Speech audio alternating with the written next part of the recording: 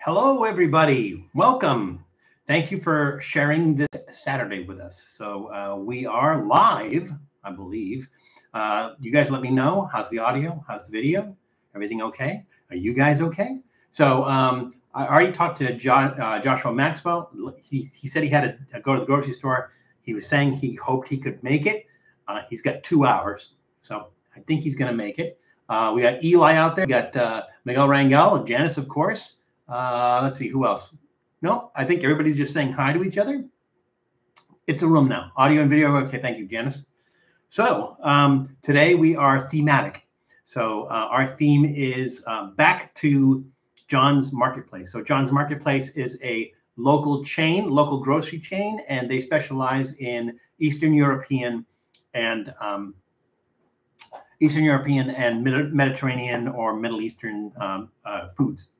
So we got a bunch of stuff from there. Some stuff turns out maybe isn't so Middle Eastern or Eastern European, but it's okay. I mean, we just went shopping there, found some unusual stuff, and we did it. Hey, John King has just entered the room. So, and Drew Horst as well. Welcome, Drew. Today is John King's birthday. So let's all get together and wish John King a rowdy happy birthday. Happy birthday, John.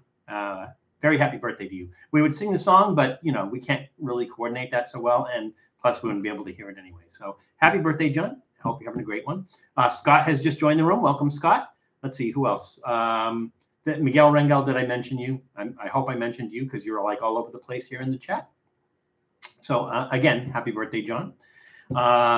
Waiting for some other people. I suppose we can, let's see, I think we have 6 snacks today. 1, 2, 3, 4, 5. No, we got 5 snacks today. And we have an adult beverage and we have a soft drink, a weird soft drink. But most of these are Eastern European and or Mediterranean and or Middle Eastern. So there we go. So tomorrow's your birthday. Well, happy birthday, because we're not going to be on a live stream tomorrow. So also happy birthday to Miguel Rangel. So everybody, Miguel gets a happy birthday as well. So let's see. John King is turning 43 and Miguel Rangel is turning 30. Kids, you're just kids. That's okay. I want to do something first, and it wasn't on the agenda, and it doesn't have anything to do with Mediterranean and or Middle Eastern and or Eastern European food. But I would say that I just got, so Janice and I did an episode where we did, I don't know if we just did one Reese's or a couple Reese's. We did the Reese's snack cakes, but I noticed, I went back there today and I did notice that they had the Reese's Crunchy. I didn't have the Reese's Crunchy. So I did see that. So especially because Janice is here, I'm going to go ahead and do the Reese's Crunchy. So we can do that one first. And like I said, Janice is here. I think she's already done this one. We have not. So we're going to do the Reese's Crunchy snack cake. These are, I think, bigger. I think it's a bar. So if you're thinking it's a Reese's cup, it is not a Reese's cup. So you guys are early. So don't tell. Just keep it our secret. Don't tell the other people who come in later that we did this one, because this one's just for you. Here we go. Well, not crunchy. I'm expecting it to be like a cracker or a cookie center that's crunchy. I think they're calling it crunchy because there's pieces of peanuts in there. Well, not that crunchy.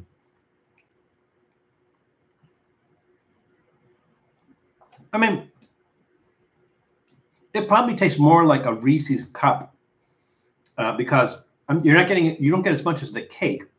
It's soft. It's, you know, I think it's more, to me, that's more like a Reese's cup. They're more blended than a Reese's cup and less cake, I think. So, I mean, still a thumbs up flavor-wise and everything. A little disappointed because I was expecting like, you know, crunchy, and it's not crunchy. It's just, it has crunchy pieces of peanut in it. You know, like crunchy peanut butter, that kind of crunchy. That's what kind of crunchy it is. So, you know, there we go. Thumbs up. Maybe not an enthusiastic thumbs up, you know, one of these, but that's okay. I just wanted to get that one out of the way. And I did see that. We're going to try that. Has nothing to do with everything else we're doing today, but wanted to get that out of the way. I like to mix Reese's in my popcorn. Eli, I would think, especially if your popcorn is hot, right? Like, I don't know if you, when you say if you're making your popcorn on the stove or microwave or whatever it happens to be, and you mix Reese's, well, Reese's Pieces maybe, but I would just think like that would melt, that would start to melt. It's Doodle, the Prince of Dogness, everybody. He's a little bit early, so, you know, but you know what? The thing is he's pretty consistent, and he will be back later. So, hi, Doodle. Look over there. Look over there. No, they're over there.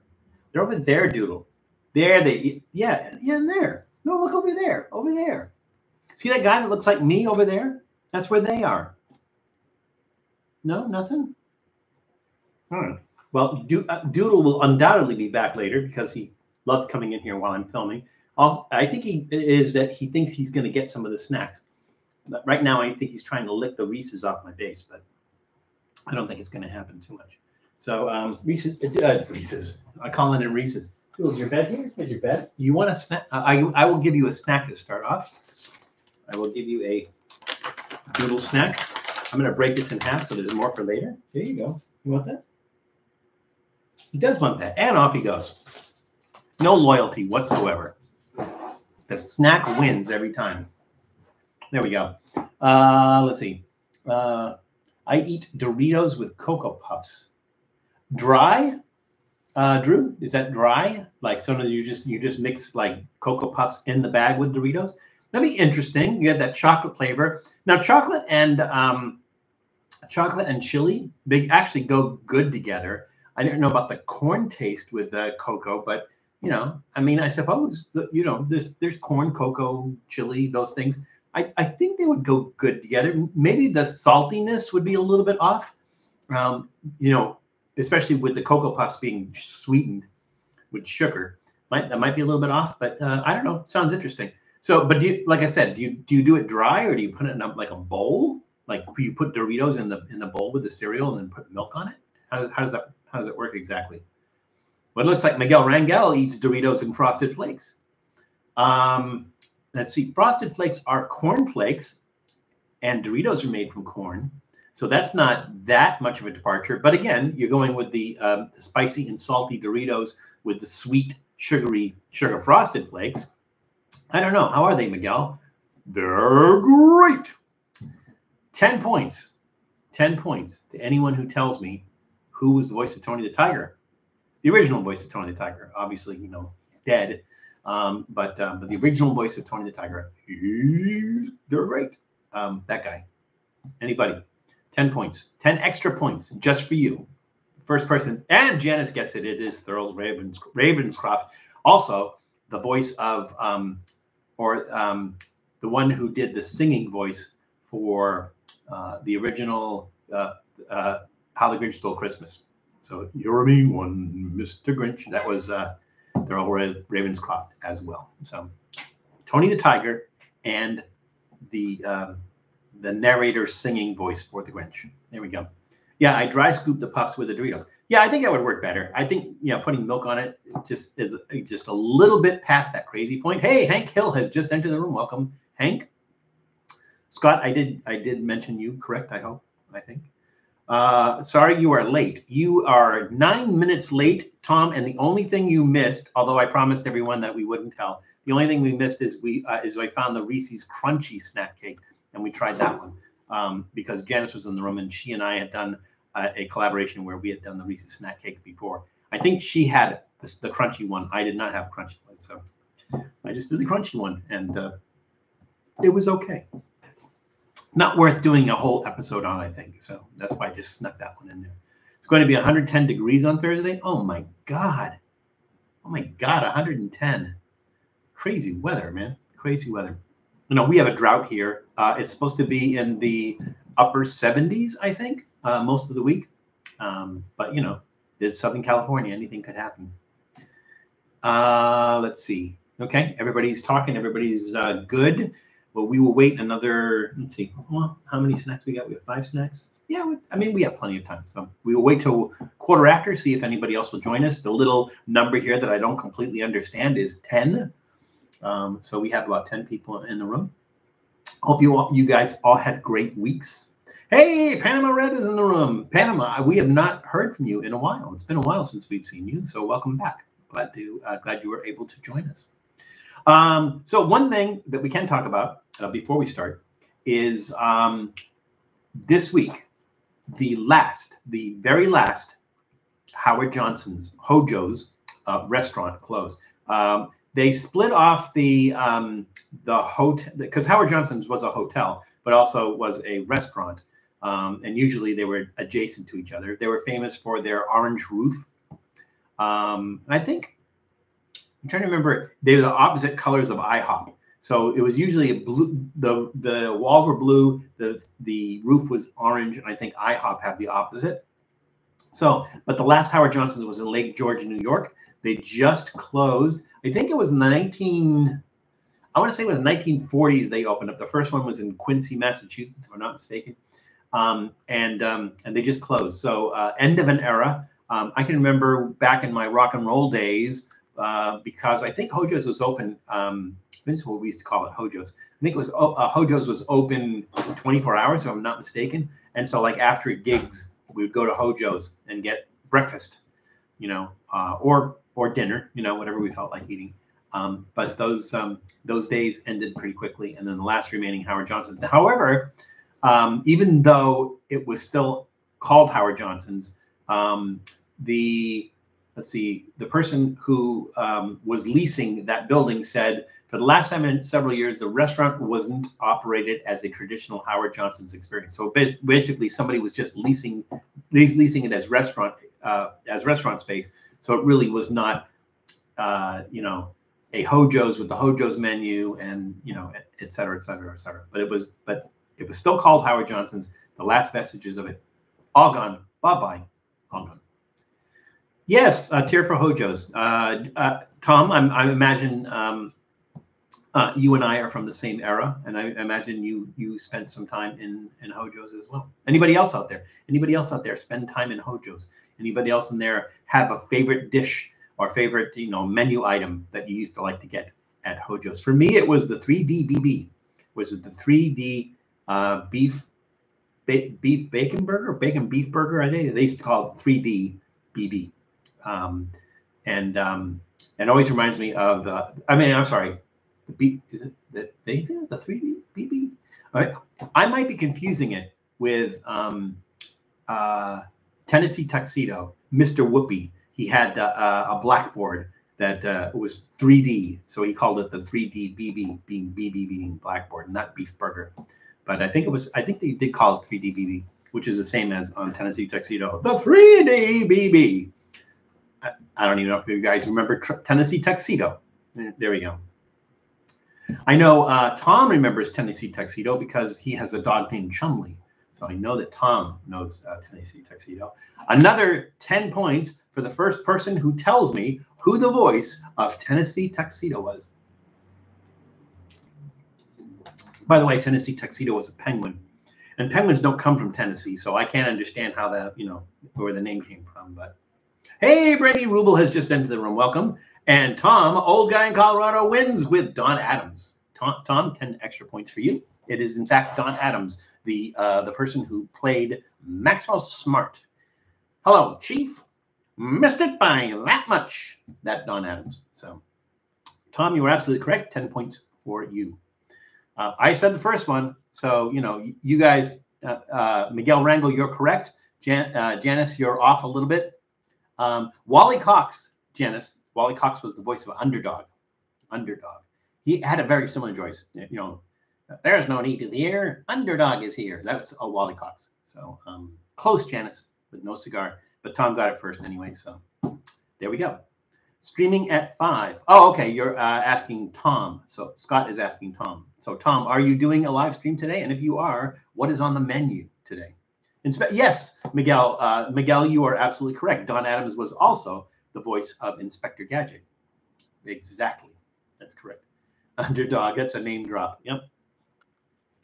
Shoeshine Boy. I mean, was that his name? Shoeshine Boy? Did he have another name? They never called him by another name. Imagine going around through life with your name being Shoeshine Boy. You know, go get your shine box, Shoeshine Boy. All right. We can get started. Let's see. We don't really have anything, you know, spicy or hot or anything else like that. Everything's sweet and snacky. So I don't know. I guess we can do it at random. But let's start with a beverage. I think what we'll do is we will start with our.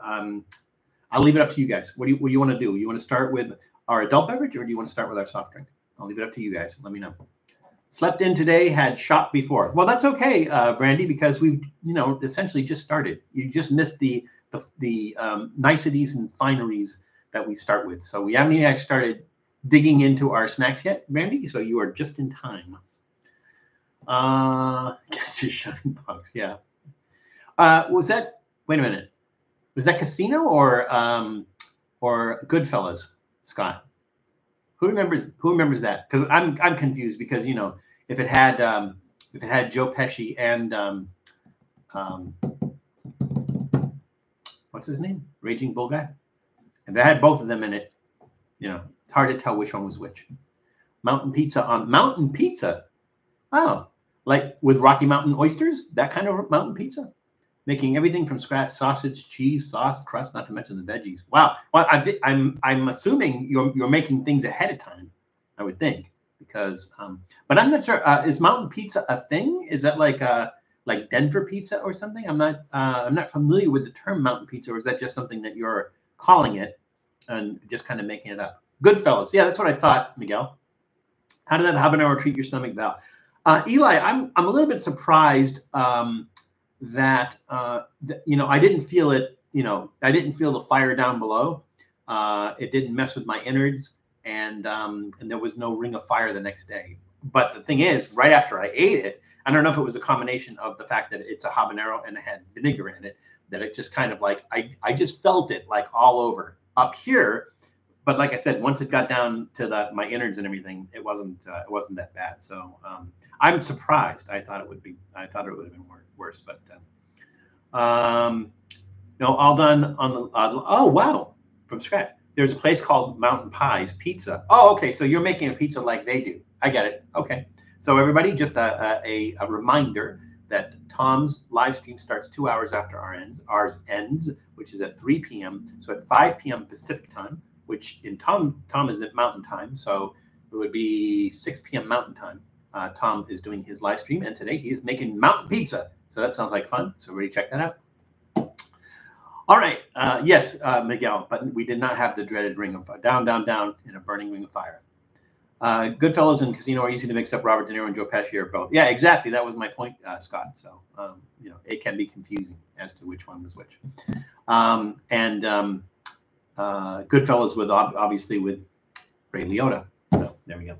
All right, so let's start with. Well, I didn't see. Did you guys even mention what do you want, the adult beverage or the soft drink? I didn't see anybody throwing it out there. You guys let me know. Adult beverage or soft drink? Tom says adult. Miguel says adult. Brandy says other, which I think she means soft drink. That's 2 adult, 1 soft drink. Janice says adult. We're all going to act like adults here. Isn't that funny? It's called an adult beverage, but usually when you drink it, you stop acting like an adult. At least, you know, that's my take on it. Adult, adult, soft drink, adult. Anybody else? Going once? Going twice? Okay, adult it is. All right, so we're going to start with an adult. Let me do this. Read a card. The card, right? The Cassandra, I think it was last week. The Cassandra joined us like towards the end and everything. So hopefully she will join us again because she loved the cards. It's one of the reasons that we kept up the cards because she loved it so much. You know, but I think I asked you guys, do you want me to continue with the cards? And you guys said yes. So that's what we're doing. How many till 5K? Oh, I'm glad you asked, Eli. We are very, very close. We are 90 something off. 90 something off. So we passed that mark. We're in the final stretch on that, and we are about 90 something off from 5,000 subscribers. So again, right there, that one chip challenge is sitting there waiting for us, and over here The 2 other peanut brutals are waiting for us. That's going to happen at 5,000. So I'm committed to do that, and I should be committed for saying that. But that's going to happen once we reach 5,000. That's going to be fun. Not, but unless you guys want me to do something else, unless there's something else spectacular you would like me to do, we're not doing any human sacrifices or anything like that. So count that out. But unless you'd like to see something else spectacular for our 5,000 subscriber celebration party, let me know. Maybe we can do like a bunch of spicy stuff. We'll do those too, and then we'll stick some other spice. We'll just do like, I know that usually when I pick some, when we're doing like a random grab bag and everything, that there's like spicy items in there. But we'll hit the really spicy stuff. Like maybe the Pocky ghost pepper chips, which are probably, as far as I can tell, the hottest of the hot chips. I can only, I used to be able to eat like a bag of those, the small size bag. I used to eat a whole bag of those. And now I find like I can only eat like 3 of them. I got to pace myself. I get 3 of them, then I got to wait, then have maybe 2 or 3 more, then wait. But used to be I could go through a whole bag of those and everything. And now it's just like, I don't know if they changed the recipe. And now they're like exceptionally hot. They don't know. But 5K, take a shot of 5 bananas. We did a shot of 5 bananas. Well, maybe we did a sip of 99 bananas. But Miguel, we did that. We already did bananas on here. Maybe we should do something like Fireball. So like if our theme is going to be like hot, spicy, those 2 things are crazy hot, right? But we could do other hot stuff and maybe like a hot beverage. So I'm thinking, spicy beverage. There's maybe a couple of chili beers out there. We've done them on the show, not on the live stream. We've done them on the show. They're marginally spicy. I've never really had anything that was like really, really spicy. So we might have to go with like Fireball or something like that. Whatever we can find is like the hottest adult beverage, and do that, and then try to find some sort of spicy or hot soft drink as well. So we'll figure it out. Chase the hot stuff with a 4 Loko and a pizza review. In that order. What Matt was, it was funny because Matt was doing on his live stream last night. He does the Wheel of Regret, and it came to 4 Loko, so he was doing a 4 Loko, and I think it was peach flavored. And then he said, "Oh, Val, didn't you do peach flavored with me and Lindsay?" And I said, "No, we did the green one and the purple one. I don't even remember what flavors they were. We did the green one and the purple one." And he goes, "Oh, well, maybe sometime we'll just like do 4 Lokos and in a safe place where you can get whatever for his channel, of course." So obviously we wouldn't even be able to get away with that here. Eat. Thank you, Daniel Velasquez. You're absolutely right. We should eat. I think we have the consensus is we're going to start with our adult beverage, so we will do that. Get a flaming hot Mountain Dew for the soda. I could. That's probably like the hottest one that I've been able to find. Yeah, we could do that. And now you can find it in the bottles and everything. It's pretty easy to find. Dip the pizza in the 4 Loko. That's just gross, Scott. It's just gross. All right, let's read a card. I think this one is easy if you just go by the name. Just guess, and I think you'll get it. The drink Bellini was invented in which country? Again, the drink Bellini was invented in which country? So that one goes on the bar. I think we're down to our alcoholic beverage things, and let's start with our alcoholic beverage. So this is, you'll notice that most of the writing on there this is like Cyrillic letters. This is from the Afanasy Brewery, and it's just called dark beer. Right there, it says dark. This is Afanasy Brewery dark beer, not Afanasy like hey, not that Fonzie, Afanasy. I could be pronouncing it wrong. The Afanasy Brewery is in Tver, which I could be pronouncing wrong. It's Tver, Tver, Russia. There has been a brewery in Russia since 1887, but the Afanasy Brewery initially opened up as the Brewery of Kalinin, which Afanasy was called, or the Afanasy region was called before, opened in 1976. So 1976, and then in 1992 they reorganized and they called it Afanasy Brewery. So that's what we're going to do today. It is, let's see, 4.5% by volume, which isn't very strong. I love the cap. It's like, you guys remember Grolsch, the beer Grolsch? They had one of these caps where, you know, you just pop the top open and you can reseal it. It's factory sealed for my protection. And today we are not featuring either Richard Simmons or Ariel because we don't really need them today. That's tough. That's not. I'm going to break something here. I'm sure of it. This should just pop up. Wow, it's like a mouse trap. There we go. That satisfying pop that poured beer all over my face. All right. It's a dark beer. It smells like a lager, though. Let's see. What's the ABV? I think it's, what did I say, 4.5. Now we're using the Trippy Food Beer Tornado glass, but I have come prepared.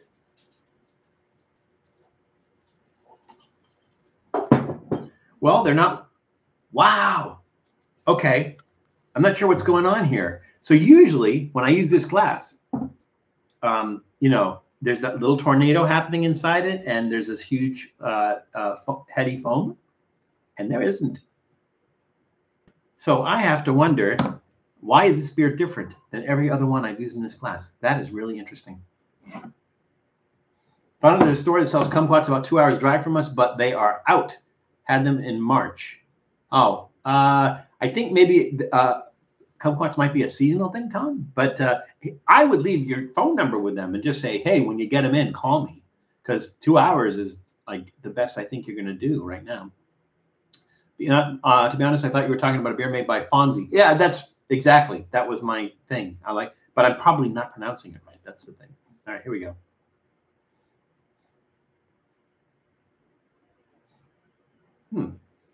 The smell right out of the bottle is different than the smell in the glass.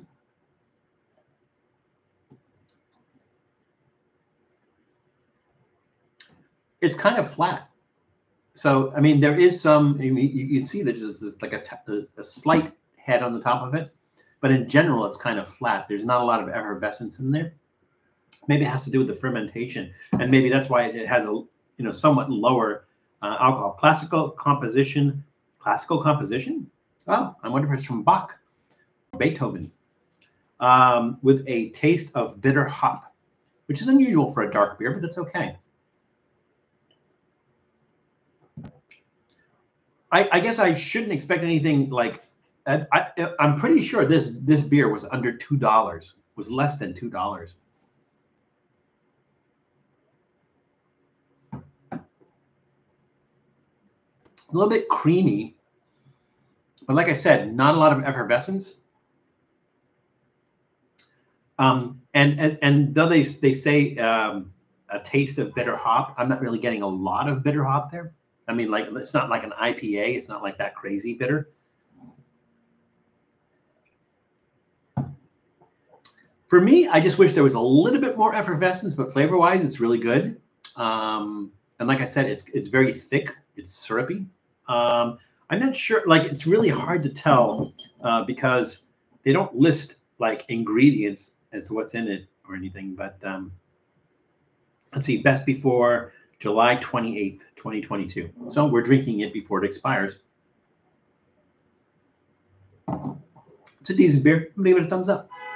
You know, I mean, I'm not going to give it one of these, you know, like, which is a less than enthusiastic thumbs up. It's one of these, but at the same time, it's not a like what Matt would call 5 out of 5 seal of approval. It's not that. It's just it's a good drinking beer. So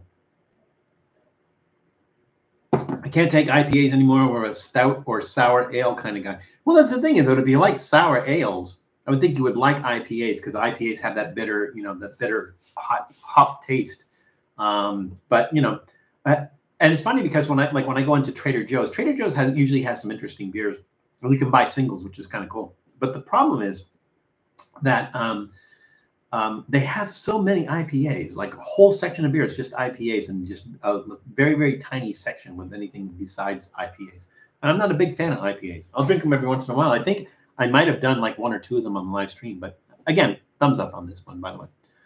You tried the whole Schlenkera lineup. I think the only one I've had so far is that, what is it? It starts with an A, the smoked one, which I did here. But yeah, that one was really good, so I should try them. You're absolutely correct. So there we go. Thumbs up on that. Effervescence, great word. Going to make that the word of the week. Yeah, who is it? This one of our subscribers, followers, etc. Usually says, "What's the word, Val?" That's going to be it. Effervescence. My favorite beer is the kind with alcohol. Now, normally somebody would say, "Is there a kind of beer without alcohol?" And yes, there is. There's a bunch of different ones. So on Rob Switch Reviews, we did the not Lowenbrau. What's the other one? Heineken. We did the Heineken 0.0, which has no alcohol in it at all, but it actually had pretty good flavor. Because usually when you're doing something like that, like sugar-free, alcohol-free, whatever, the flavor suffers in that one, and that one was actually pretty good. Let's go back to our card.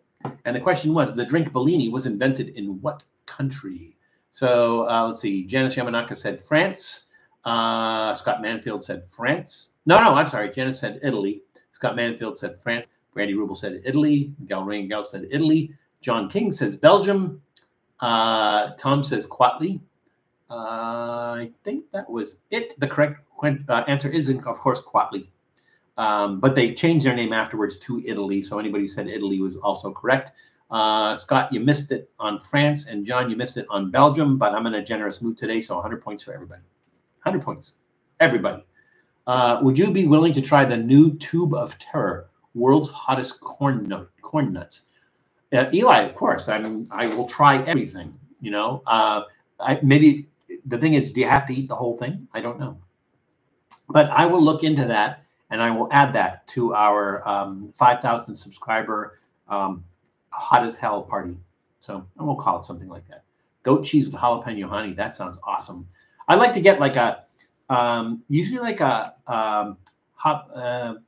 jalapeno mango jelly and put that on top of goat cheese and just eat that with crackers and everything. It's really, really awesome. Val, guess what I'm drinking? Well, it is your birthday. But you always throw me for a loop on this. I'm going to say you're drinking a Mickey's. Is that that's my guess, John? So let me know if I got it right. I'm going to say Mickey's. That's it. Nothing but malt liquor and green cigarettes. Yep, that's a party. My favorite. Let's see. Heineken is the best zero by beer by far. I haven't had a lot of zero. Like I used to drink. It's not a zero. I think it's like a 0.05 or something like that. It's not completely alcohol free. But O'Doul's, and then I want to say Killian's Red. I want to say Killian's Red was a alcohol-free beer, but it was really low. Well, you're asking John what his question is under the cap under his Mickey's, but we're not absolutely certain that he's drinking a Mickey's yet. So we're going to find out here shortly. Anyways, this goes back in the deck. We will start into our first snack. Oh, here's a good question. Chorizo is sausage from which country? Again, the question, chorizo is sausage from which country? Now let's go for our first snack. I think let's start off easy and work our way up. So I'm going to start with these. And these are Kalamata Figs. Now, figs, there's a wide variety of figs. Kalamata figs are specifically from Greece. Well, it says product of Greece right there. Not a lot of information as far as what Jimmy 500 is or where Jimmy 500 is. All I know is that they're from Los Angeles and this is a product of Greece. Now, as far as figs go, there are a wide variety. There's almost 500 types of figs. Not all of them bear fruit and not all of them have edible fruit. But there's certain varieties that do. So the Adriatic figs, which are also called white figs, Celeste, Black Mission, and they're a really dark color. That's why they call them Black Mission figs. Brown Turkey, not Turkey the country, not the bird. Calamira, which is Smirma. Smyrna, I think it is. It's kind of Smyrna figs that are grown in California, which are kind of specific, and Cadota is another one. So these Kalamata figs are from Greece, and it is a Smyrna variety of figs that are grown in Greece. So it's not like like you find these in Fig Newtons or anything else like that. So. Let's see. I tried dip tobacco once. I started turning green and sick as a dog. Cured me from wanting any tobacco product for the rest of my life. Yeah, but that's different because that you're sticking it in your mouth. I think the thing is like if you swallow if you swallow the saliva with the tobacco in it, I think that's what gets you. I don't think you're supposed to do that. I think you're just supposed to, like, once it builds up saliva, you're supposed to spit it out. So everybody walks around with a spit cup who do that. When I lived in Texas, people did that. People walked around with spit cups. And so, like, if you saw somebody put a cup down at a party, it was not, you should not definitely, pick that up and drink from that because you never know what that's going to be. I had Raising Cane's chicken today. Sonic, they just opened one nearby here. I don't know if it's fully open yet, but I want to try that because I've never tried Raising Cane's chicken. You say it's good. How would you compare that with, say, Popeyes, KFC, and what would like another big? I would say Churches, but I think Churches is the same as Popeyes. How would you compare it to, like, Popeyes and or KFC? Sonic. By the way, welcome to the room. Six-piece Caniac combo: fried chicken fingers, tenders, crinkle cut French fries, coleslaw, and buttered Texas toast, plus a jug of lemonade and sweet tea. How much did that set you back, Sonic? Just the thought of cigarette risk with you. I tried smoking cigarettes when I was about 15 years old because my brothers were smoked, and I said, let me try one of those, and I just, like, took a hit off of it and started immediately coughing. My lungs were burning, my throat was burning, and I just looked at him and go, like, what enjoyment do you possibly get out of this? I'm getting no enjoyment from this whatsoever. It's dumb, and I never smoked after that. More power to you if you have been able to. Even more power to you if you used to smoke and you quit, for health reasons, of course. But I never, I tried it once. I never really got into it and never figured it out, so I never smoked cigarettes. And that's the truth. Never tried Bush apple. Have you tried Jim Beam apple? Oh, okay, people are asking each other about things. Raising Cane's is great, though. Chicken is really juicy.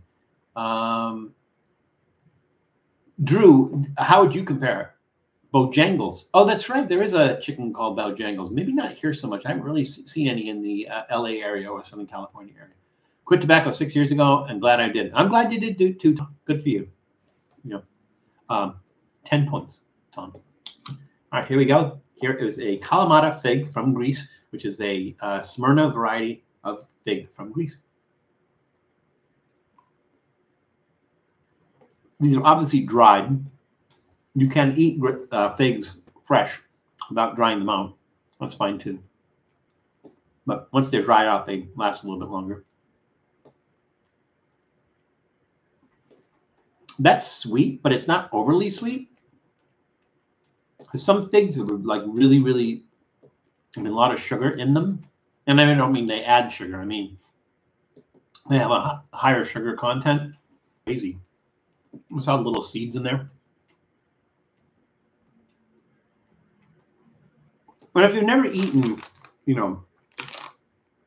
figs whole before, like maybe you've eaten figs in things, but you've never eaten a fig before, it's an interesting experience because the skin of the fig, it's not tough, but there's some chewiness to it. Not like an apple or anything like that. It's somewhat thick and a little bit chewy. It's like I don't know what that is. It's like the texture of a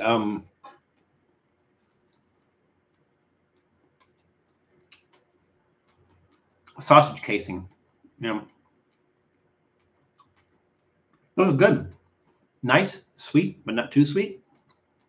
Light flavor. Really good. Thumbs up on those. Thank you, Jimmy 500, whoever you are. I live here in, I'll say it the way you say it, Alhambra, California. We have new Raising Cane's, and there's one nearby in Monterey Park at the Atlantic Square area. Let's see. Popeyes is too overhyped. Popeyes is good. So it may be overhyped, but they deserve some of the hype because they are really good. I think Churches and Bojangles like Raising Cane is better, plus KFC is too old school.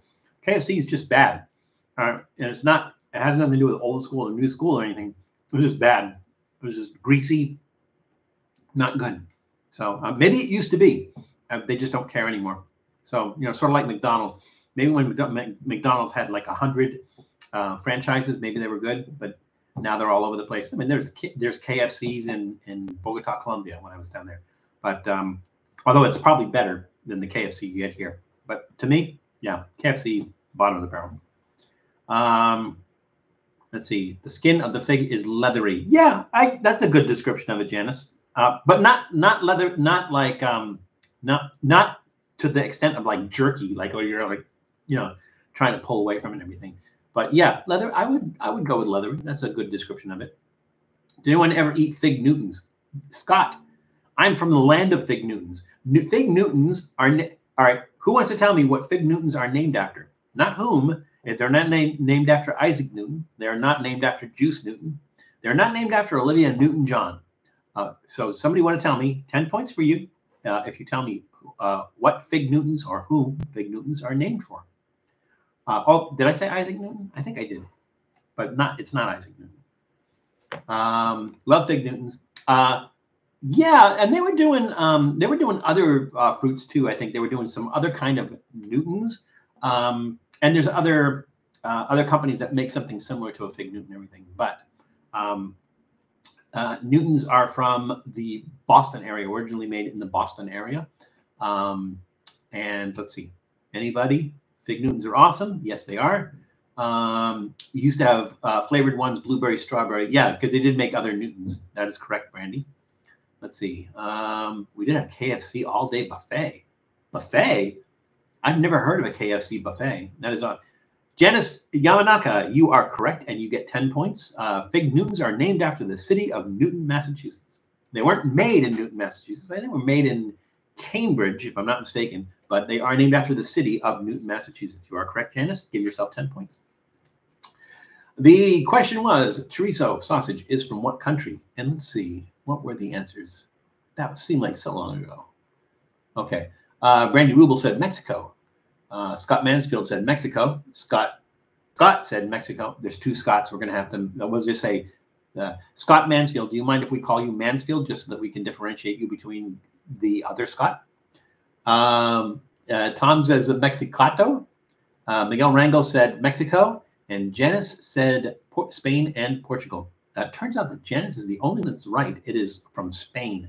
So just like morcilla is from Spain, but there's Mexican morcilla. There is any of the Spanish-speaking countries in Latin America, they do a morcilla as well as a chorizo, but chorizo is originally from Spain.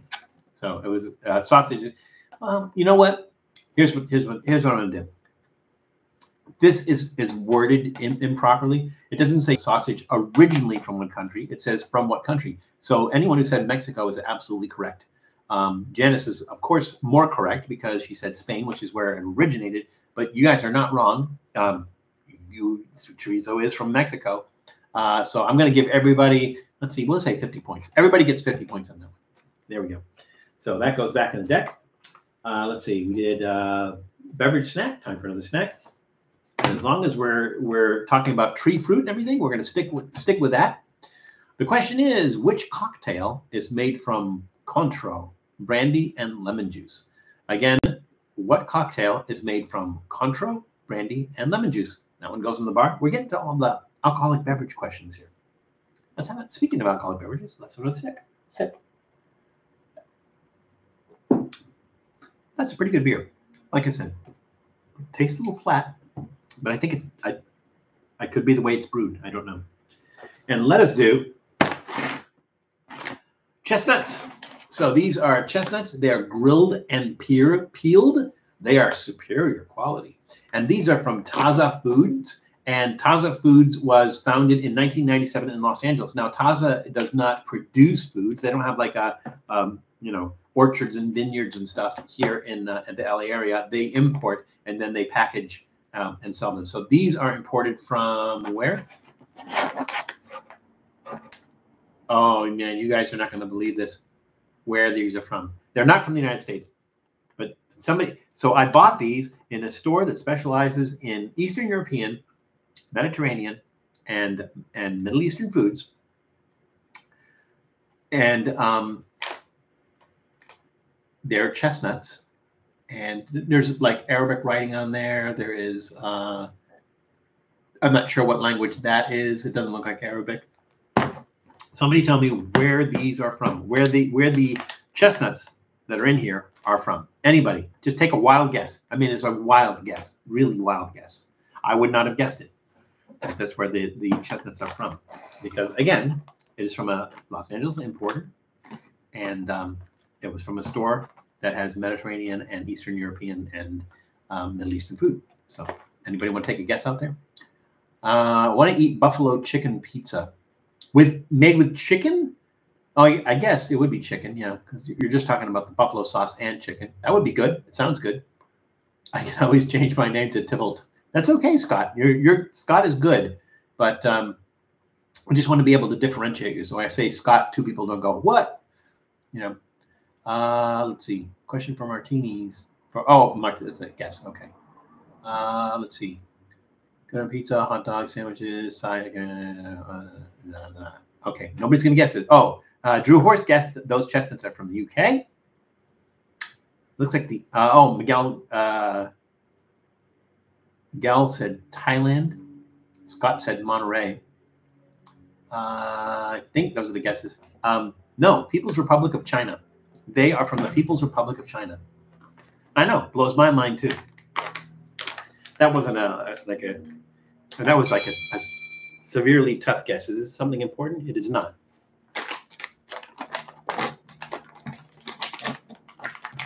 This is not resealable, and that it doesn't want to open. There we go. Ooh, nice smell. Interesting smell. Now, they're a little bit slimy, I think, on the outside. These, I think, they are already grilled and peeled. But I think honestly, if I was gonna like really eat these the right way, I'd stick them in the oven for 10 or 15 minutes. I think I might do that just so that they're hot, have a little bit of crunch to them and everything. It's okay though. Oh yeah, really soft. Have you ever had roasted chestnuts? Basically, what you do is you take the chestnut and you cut a little slit in the skin. The skin is really, really tough. It's like wood. The skin is really tough on the chestnut. Let's see if there's a picture of it. Yeah, it looks like that. So that part there is the chestnut. Once you take it out of the seed pod, and the seed pod looks like that. Those aren't spiky. They're soft. When I was a kid, we had a chestnut tree out in front of the house.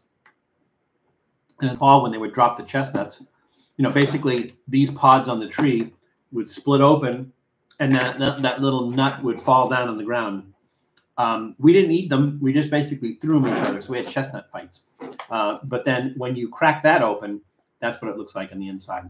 So these, that one's a weird color. These are good. Basic chestnut flavor. I kind of wish they were roasted to it. Shut up. I don't care who you are. Delete. There we go. Bye-bye.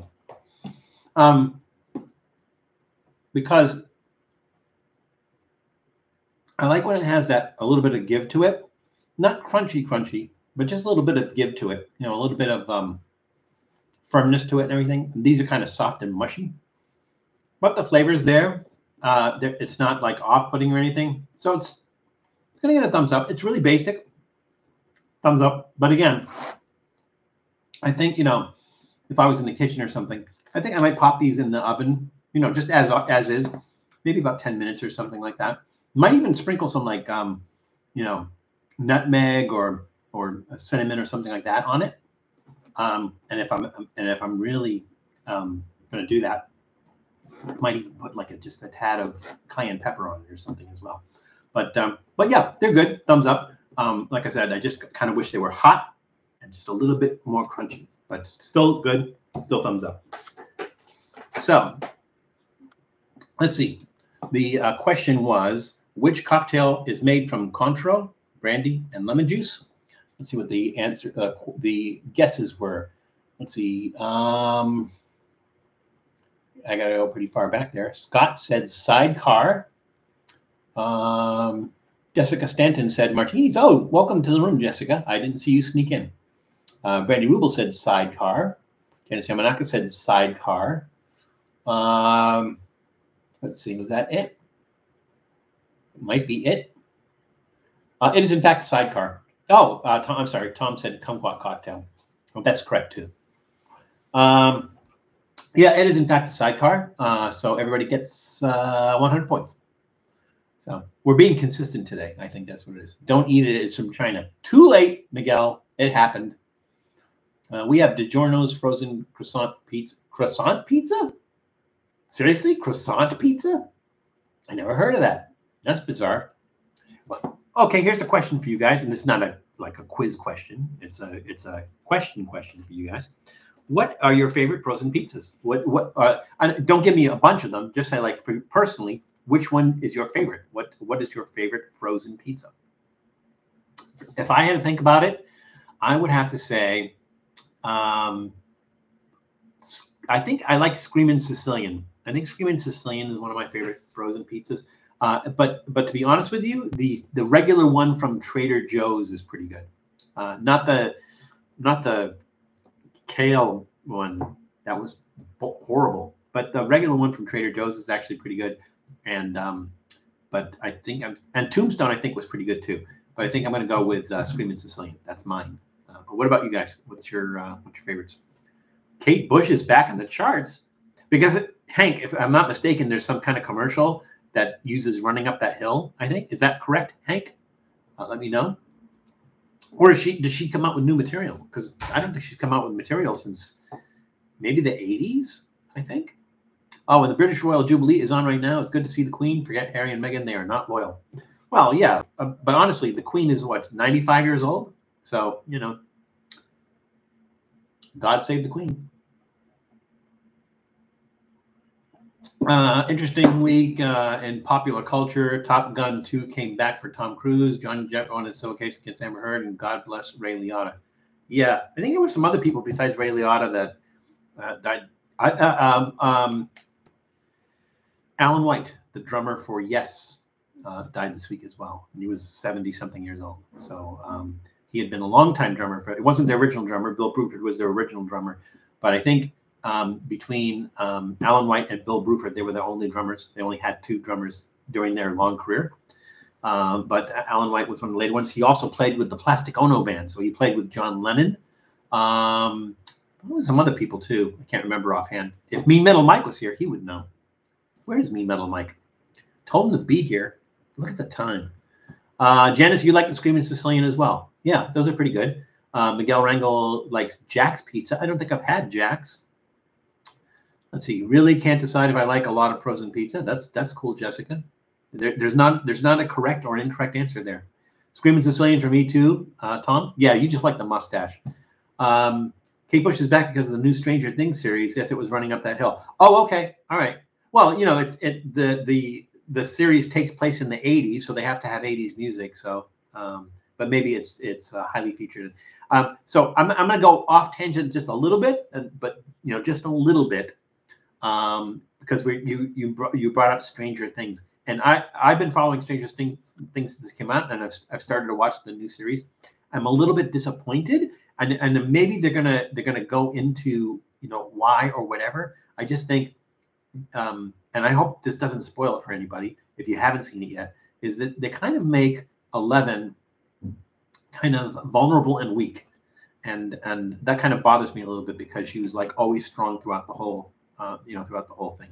So that part bothers me a little bit, but maybe, like I said, as I watch it, things will come to light and it'll be more explainable. But that kind of bothered me. Hank, I don't know if you felt the same way. Val, are you a big Top Gun fan? I am not. I'm not a big Top Gun fan. I'm not a Tom Cruise fan. What I thought was the best Tom Cruise movie I've seen is probably Rain Man. He was really good in Rain Man. But otherwise, it's just that smile thing, that smile thing that he does. I don't know. I just never really seen a Tom Cruise movie that I thought he was like exceptional and everything. So I think, like I said, not a big fan of I'm not a big Top Gun fan because I'm not a big Tom Cruise fan. Or a Johnny Depp fan. I'm not a Johnny Depp fan either. I think he kind of makes his like the thing is you take Johnny Depp doing what's his name? Who can take Willy Wonka? Johnny Depp is Willy Wonka. He just made Willy Wonka creepy, like the Gene Wilder Willy Wonka. I love the Gene Wilder Willy Wonka, and maybe Johnny Depp played him more like he was supposed to be played, but he just kind of made Willy Wonka creepy to me. So that's my thing. Hunter S. Thompson. I'm not sure what that was in regard to.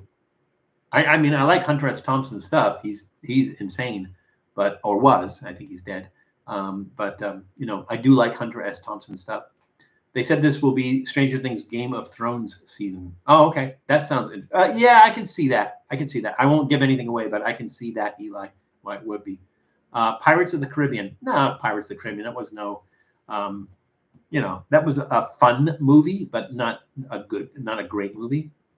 I think it did have one line that I loved in Pirates of the Caribbean, was when the guy said to Jack Sparrow, "You are the worst pirate I've ever heard of," and he says, "But you have heard of me." I thought that was pretty funny. I think Interview with a Vampire was the best for Tom Cruise. That was pretty good for Tom Cruise, but I don't know. It wasn't great. He's good at sucking in the movies. I guess so.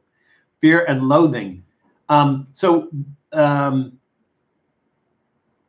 I'm not mistaken, they made a movie of Fear and Loathing, but wasn't that Bill Murray? Didn't they have Bill Murray play Hunter S. Thompson in Fear and Loathing?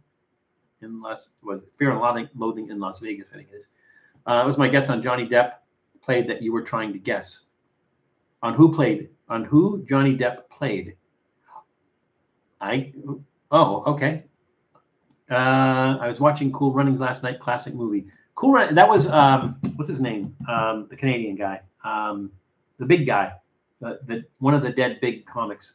The one that was in Planes, Trains, and Automobiles. I think he was in that. But Cool Runnings was basically about the Jamaican bobsled team that everyone thought, what is a Jamaican bobsled team going to do? They don't have snow, which I thought was a great concept. But it was based on a true story. He plays a drunken pirate, but it helps that he plays himself in real life. I guess so, Sonic. Bill Murray also did a Fear and Loathing movie. Johnny Depp played him more recently. Oh, okay. All right. That's what it was. All right. So let's see. We did snack. Let's see. We'll do one more snack, and then we'll do our soft drink. So I'm going to do this one only because this was refrigerated, and I don't want it to sit too long not being refrigerated. So this is from Bandi Foods, which is located in Van Nuys, California. Although this is a product of Lithuania, and this is a strawberry cheesecake bar. Sounds interesting. So let's ask a question. Okay, that's an interesting question. But if you've ever seen it made, you'll know the answer to this. What fruit is in an al pastor taco? Again, what fruit is in an al pastor taco? I'm going to put this here on the grill. Go ahead and open this. All of your snacks would go great with a movie. Yeah, but we'd have to theme that movie, right? To figure out what movie those snacks would go good with. This is what you ought to do. We ought to pair our snacks with a movie. Let's go ahead and open this. It's a cheesecake bite. It is, according to the picture, it is covered with chocolate. I suppose we could look at the ingredients, but that's not fun. I mean, really, who really wants to know? Ooh, it's melty. It is melty. Oh, it's really melty. All right, that's gonna be messy. All right, here we go. Oh, it's melting all over the place.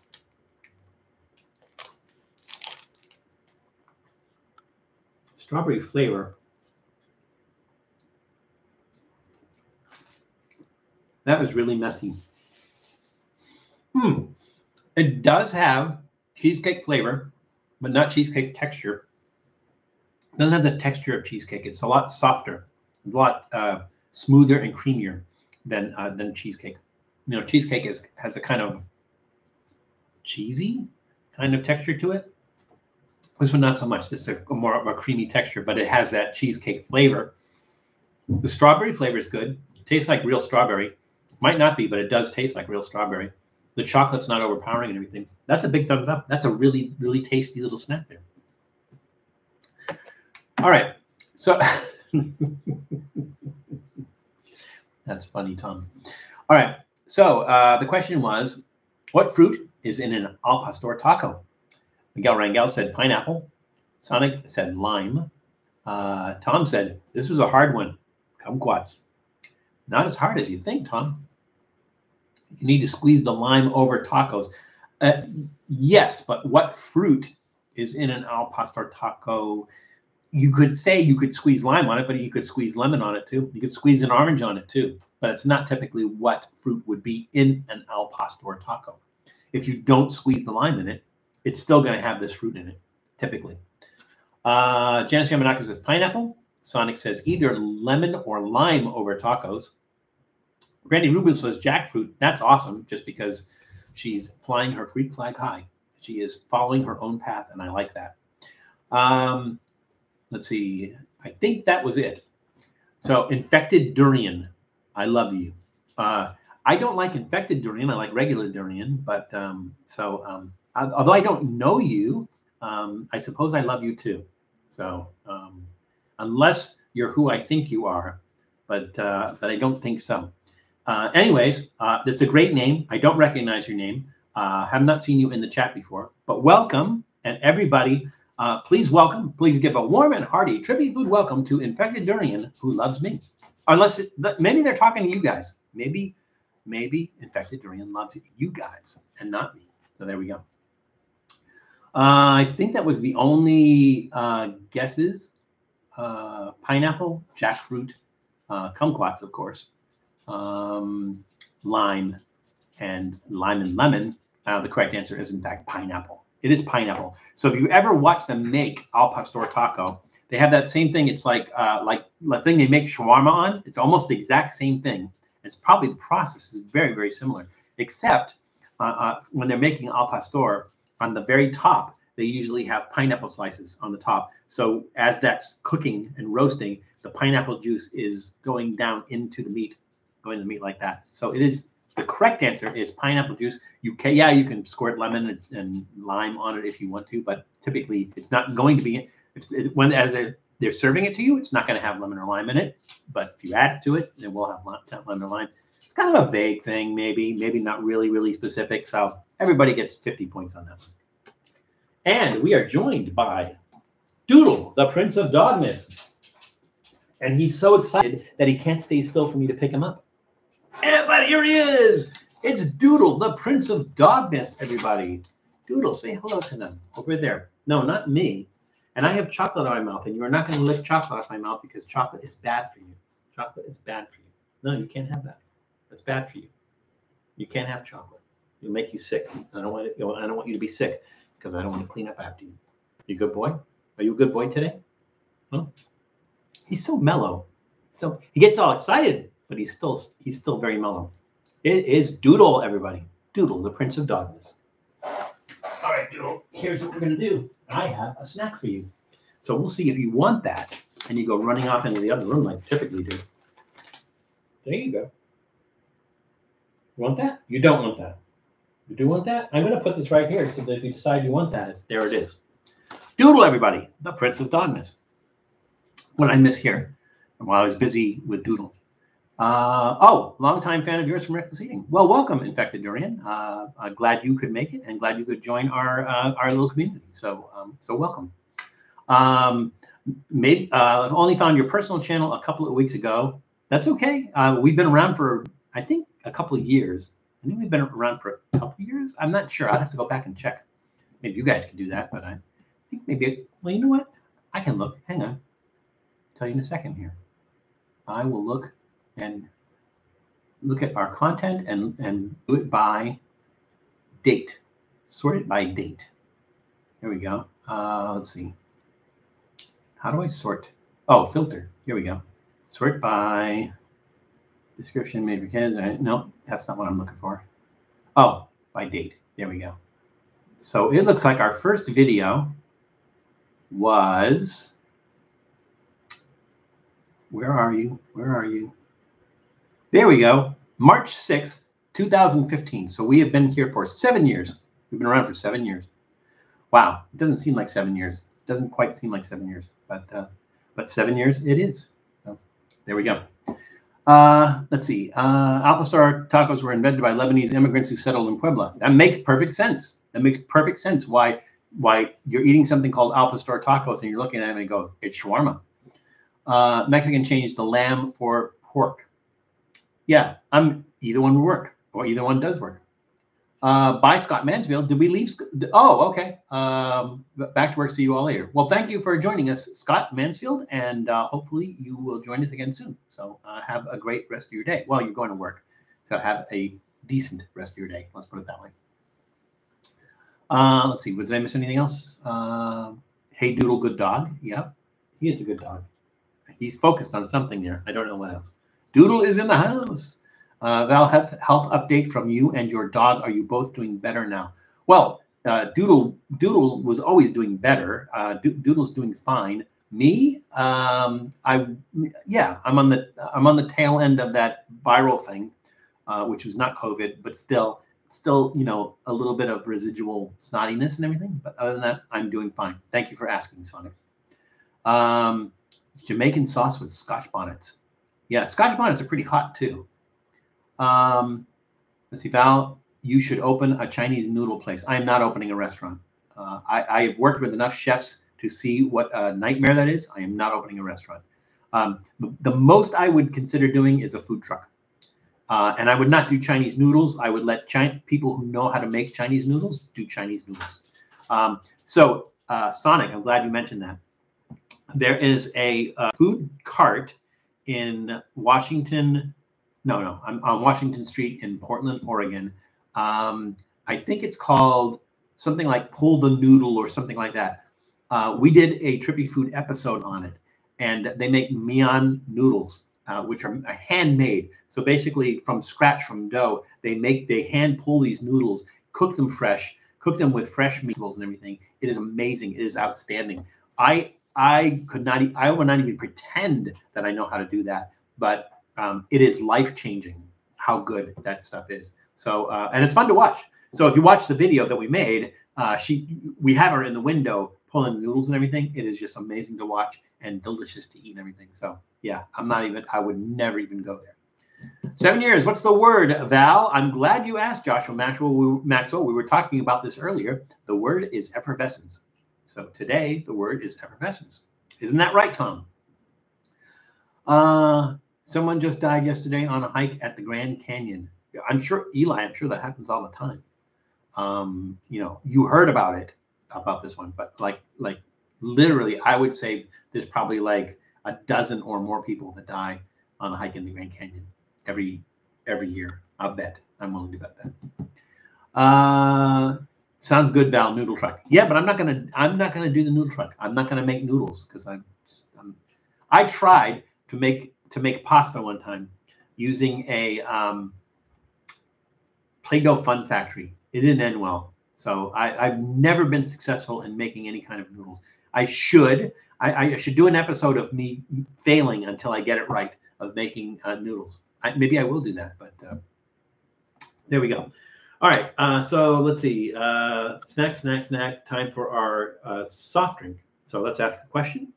Our question is, Merlot originates from what French city? And is not the city of Merlot.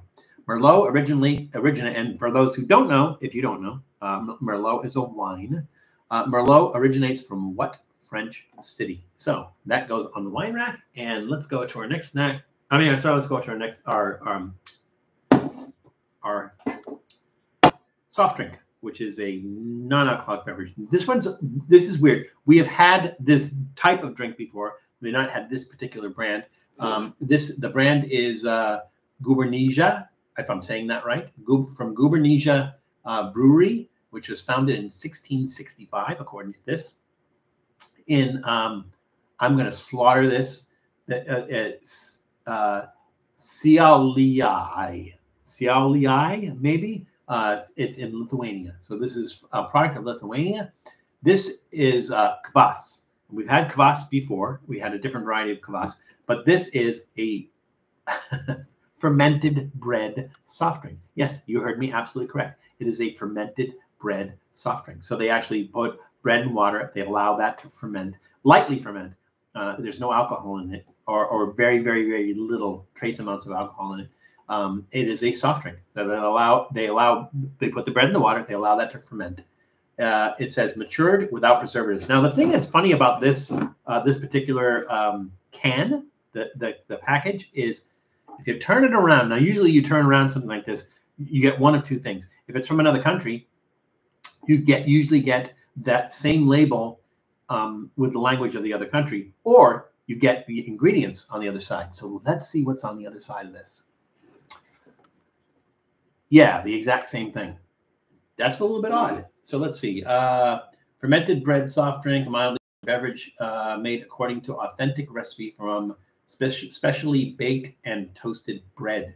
Ingredients: water, sugar, rye bread crumbs, toasted rye malt, rye flour, yeast, acidity regulator, citric acid, carbon dioxide. Natural sediment is possible. Best before see bottom of the can. Exclusively imported by BSJ Overseas Trading, Van Nuys, California. Product of Lithuania. And they don't list the ABV, probably because it is so insignificant, it's not worth mentioning. So if there is any at all. So let's go ahead and open this up. I could check the expiration date on the bottom of the can, but I don't want to turn the can over because this is carbonated. I have seen you cook. You have videos that prove it. You can make pasta. I have not been able to pasta, Tom. I probably can make pasta. I just need to either practice on camera, because it'll be fun to watch me fail first. You know, I have to see. Because I think I made video of that. That would be fun to watch, of me, you know, absolutely slaughtering that pasta. I should. I will. I will make pasta. I'll try to make something interesting. Maybe like some kind of unusual ravioli. Maybe like durian ravioli or something like that. How about durian and Rocky Mountain oyster ravioli? I can do that because I have both ingredients. So maybe we'll do that. Drew, thank you for joining us. Glad to see you again, and glad you made us part of your Saturday. So we will see you soon. There's no secret to making pasta. Well, let's say there's no secret to it, but let's just say you just need to have the exact right amount of ingredients and the right amount of time. I think that has a lot to do with it, and the way you make it, like putting the well in the flour where you put the eggs, and you know, I think you have to kind of be specific to it. But I think let's see, did I miss anything else? No guesses. If that label was Ghirardelli, it does look a little like the Ghirardelli logo. You're absolutely right. This is carbonated, so I'm going to do like a beer pour on this one. Ooh, that is a weird color. It looks like maybe like tea color or cream soda color. You know, it's kind of light. A lot of bubbles. That's cool. Smells like a slice of bread. I mean, literally smells like a slice of bread. It doesn't smell like rye bread. It just smells like bread.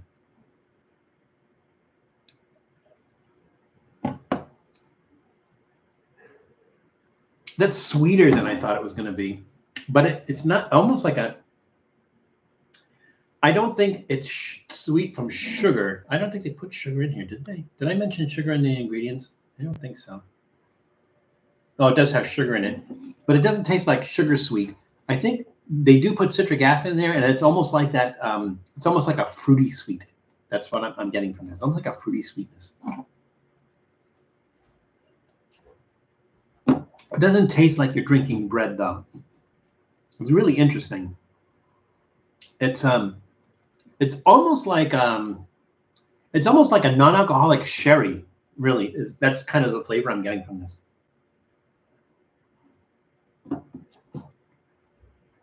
That's a really unusual drink. I mean, you can taste kind of taste the fermentation from it. Although I think it's carbonated. I don't think it's naturally carbonated. I think it's actually carbonated according to that. That's really interesting. It's good. It tastes really good. The sweetness is kind of weird, but again, they do put sugar in it. The citric acid is prominent, so you do get that kind of sourness from the citric acid. But it's still good. That's definitely a thumbs up drink. So, who would have thunk it? Thank you, Lithuania. All right, let's go back to our card. And the question was, Merlot originates from what French city? So let's see what the guesses were. Janice Yamanaka said Bordeaux. Miguel Rangel says Bordeaux. Brandon Rubel says Bordeaux. Not Bridget Bordeaux. That's a joke. I think that was it. So 1, 2, 3 guesses. Everybody said Bordeaux. Everybody's correct. I'm going to go down 50 points on that one. So you're all correct. It is, in fact, Bordeaux, France. All right. That goes back on the deck. Let's see. What else did I miss? I said goodbye to Drew Horst, I hope. Let's see. Tom, the thing is, you said you've seen me cook. I guess if I really think about it, if I can make spotted dick, I should be able to make pasta, right? Octopus ravioli with Vegemite sauce. That might work. I don't know about Vegemite sauce though, unless you put something like with the Vegemite in it in the ravioli. That sounds really interesting though. Octopus ravioli with Vegemite sauce. Would it be okay though if I use Marmite instead of Vegemite? Will that still work? Because Vegemite, I think the real big difference between Vegemite and Marmite is Vegemite has caramel in it, something to sweeten it up a little bit, or cut the saltiness of it, I think. But octopus ravioli with Vegemite or Marmite sauce does sound really. I mean, we did Marmite spaghetti. So we know that works. You know, it was like a butter Marmite kind of sauce on the spaghetti, and we know that works. So that would work. That would be a funny, nasty, weird video. It would be. We should do it. Some spicy pork sausage, deep fried spicy pork sausage, deep fried ravioli with a side of marinara would hit the spot right now. It would. That does sound really good. I would wish I could go out in the kitchen and make that. But two things: one, I'm live streaming, and two, I don't have the ingredients for that. But it does sound good. Miguel Rangel, have you ever had spotted dick? Spotted dick is pretty good. Miguel Rangel. Yeah. And Tom, really, Tom, you never like bought it in a can or anything, right? The only time you had it was the time we made it from scratch. Is that right, Tom? So really you can't go buy like the one that, like a store-bought spotted dick. But I would tell you that based on the one I made with you, and we were working from the same recipe, I think I like the one that we made better than the store-bought one anyway. So I was only joking, but since you're into it, yeah, why not, Jessica? I don't think that those are mutually exclusive. I think those actually sound really good. Again, we did Marmite spaghetti, so the pasta mixed with the Vegemite would work. And octopus is just like a meat filler for that. I absolutely think that would work. So I think we're going to do that. We're going to make you know what I should do? I should make some different raviolis, right? So maybe I will make the Rocky Mountain oyster and durian ravioli and make an octopus ravioli too. So we're going to do that. Tom, I'm going to accept your challenge to actually make pasta and make it right. I think we'll do raviolis, and I think we'll make a couple of different ones, and we'll take your suggestion into account, Jessica. I think we'll do that. Alrighty, so let's see. We are into, we did snack. Okay, we got 2 snacks left. That's okay. Let's read another question. And the question is, what kind of whiskey traditionally goes in a Manhattan? Again, and the answer is not whiskey. What kind of whiskey traditionally goes in a Manhattan? So a lot of alcoholic beverage questions here. let's see, which one do we want to do? Let's do the fruit. So now I'm gonna kind of go into some detail on this one. These are called golden berries. So that's one of the things they're called. They're also called Cape gooseberries, and they're also called uchuva in Colombia. They're grown in Colombia. These, in fact, are a product of Colombia. So I bought them. They are a product of Colombia. I bought them in a store that specializes in Eastern European, Mediterranean, and Middle Eastern food. I don't get it. But again, they're called golden berries. They're called Cape gooseberries, and in Colombia, they're called uchuva. Why they had them there, I have no idea. But they're unusual. They're different, and we're going to try them. By the way, these are made, or not made by, but these are packaged by Belle Foods, and they grow their own. And there is a product of California. So they are in, where in California? No, I'm sorry. The product of Colombia, Belle Foods, is in Schiller Park, Illinois. So there we go. So there you go. It comes in a can. I've never tried it. Yeah, they're easy to find. I think most really big groceries, if they have like an international food section, almost always have spotted dick. You can find it like a lot of places. All right, here we go. I will tell you that I washed these off earlier because they seem to be a little bit sticky. I don't know if that's a bad thing. I don't know if there's something wrong with them, but they look like little cherry tomatoes. I mean, honestly, they look. I don't really see a difference between these and cherry tomatoes. I don't think they're related to cherry tomatoes. It's definitely a fruit. Let's see. I'm going to do this.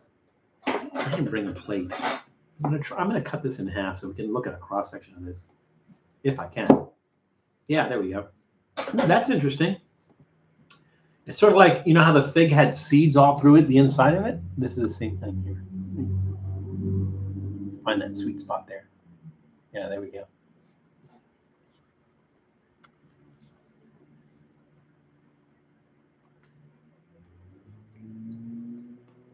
That is a really unusual flavor. It's a little bit sour.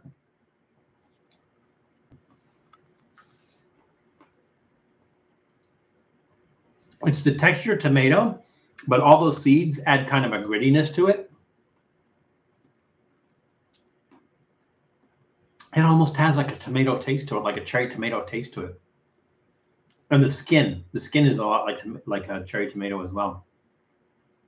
But they're not related, I don't believe.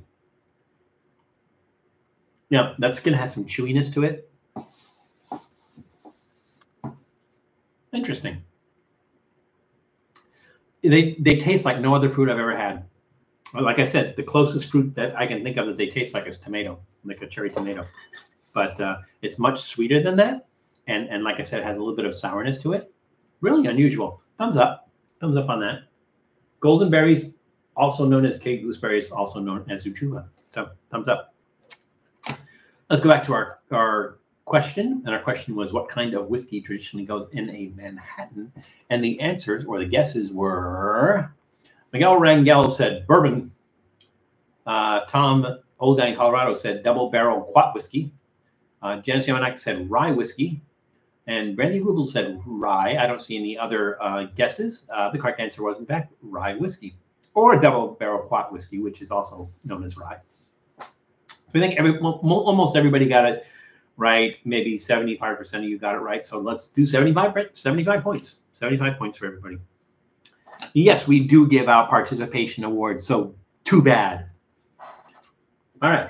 Let's have a sip of the soft drink, of our bread soda. Miguel, the answer is yes. Miguel asked, do you like prickly pear? The answer is yes, I do like prickly pear. I will tell you that we did an episode on prickly pear, so go back and take a look at that. Well, I can find it for you. Sure, why not? I don't mind helping.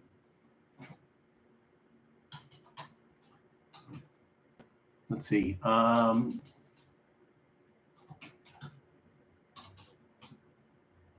Prickly pears, June 11th, 2020. We did an episode on prickly pears. So So Miguel, check that out. You could do a search for that. That's 75 points. It gives me enough to get the canoe repair kit. It came with holes in it. Oh, well, we need to talk to the distributor about that, Tom, because it shouldn't come with the holes. Did you ever get the orders for that? Next thing we need to get is like seat covers and maybe life jackets, you know, because those rivers in Colorado can be a little bit rough. All right, let's see. We got one snack left. Yes, we do. We have one snack left. This one I like because, hang on a second. Lost that. There we go. This one I like because look at this face. We get to eat that face. So these are made by BN, which is, see, I'm going to pronounce this wrong. Biscuitiere Nantais. I don't know. It's French, and I know I'm not pronouncing it right. It looks like Biscuitiere Nantais, but you know, the French, they pronounce things differently, so probably getting that wrong. These are raspberry biscuits. They have different flavors. I just decided to get the raspberry one. And these are from Vertou, France. And again, I got these in a store that specializes in Eastern European, Mediterranean, and Middle Eastern foods. And they're made from France, made in France. So these are also available in the UK, but they're packaged under the McVitie's brand. So any of you out in the UK, do we have any UKers out there today? I don't know that we do. But they're manufactured under the or they're sold under the McVitie's name in the UK. And BN, or Biscuitiere Nantes, however you want to say that, was founded in 1932. So there is no, the only English on here at all is the ingredients, but everything, and they have multiple languages on the air, but no other. Why is it like the Leaning Tower of Pizza there? Not pizza, pizza. Everything's in French. So, you know, if you want to practice your French, get some of these. Let's go ahead and open these up. Let's see. Remember, there's only one place that accepts Trippy Food points, so it can't be choosy when it comes to the product available. That is true. You got to go to the Trippy Points Redemption Center, or Trippy Stamps.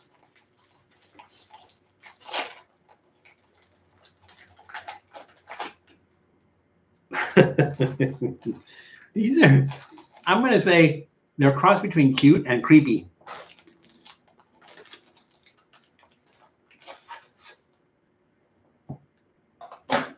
I mean, seriously, like the fact that it looks like bloody eyes and mouth, but it's smiling, and it knows you're going to eat it, but it's still smiling. Nice little engraving of BN in the cookie. Well, they call them biscuits. We would call them cookies. Yeah, not creepy at all. I'm making a mess. The filling is really sticky.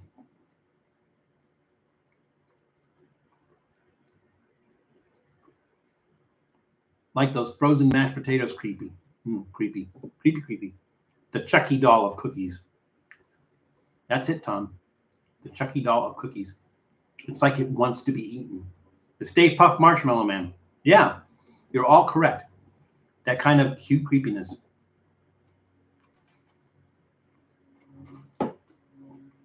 Like the aliens from Galaxy Quest, when they landed on that planet with all the little smiling aliens. Like them. Almost exactly like them. The filling is almost like a dry, and I don't mean dry, completely dry. I just mean not like jelly that you would get out of a jar. More, you know, sticky, and not as sweet. The biscuit itself, or the cookie itself, has a nice flavor to it.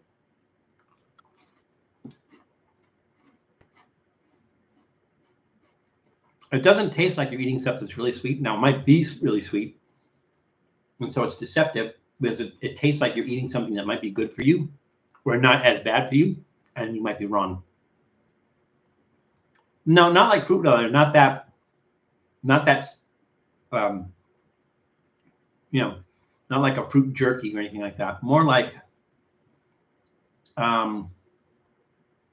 almost like a taffy, but not quite there, you know? It's like it gets stuck in your teeth. Somewhat decent raspberry flavor, although I'm not completely convinced it is not artificial flavored. I wish I could speak French, then I would know for certain. Well, let's see if the ingredients in English say raspberry.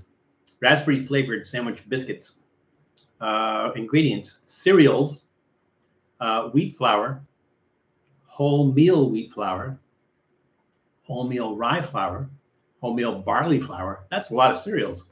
Glucose-free syrup. Not sure what that means. Sugar, vegetable fat,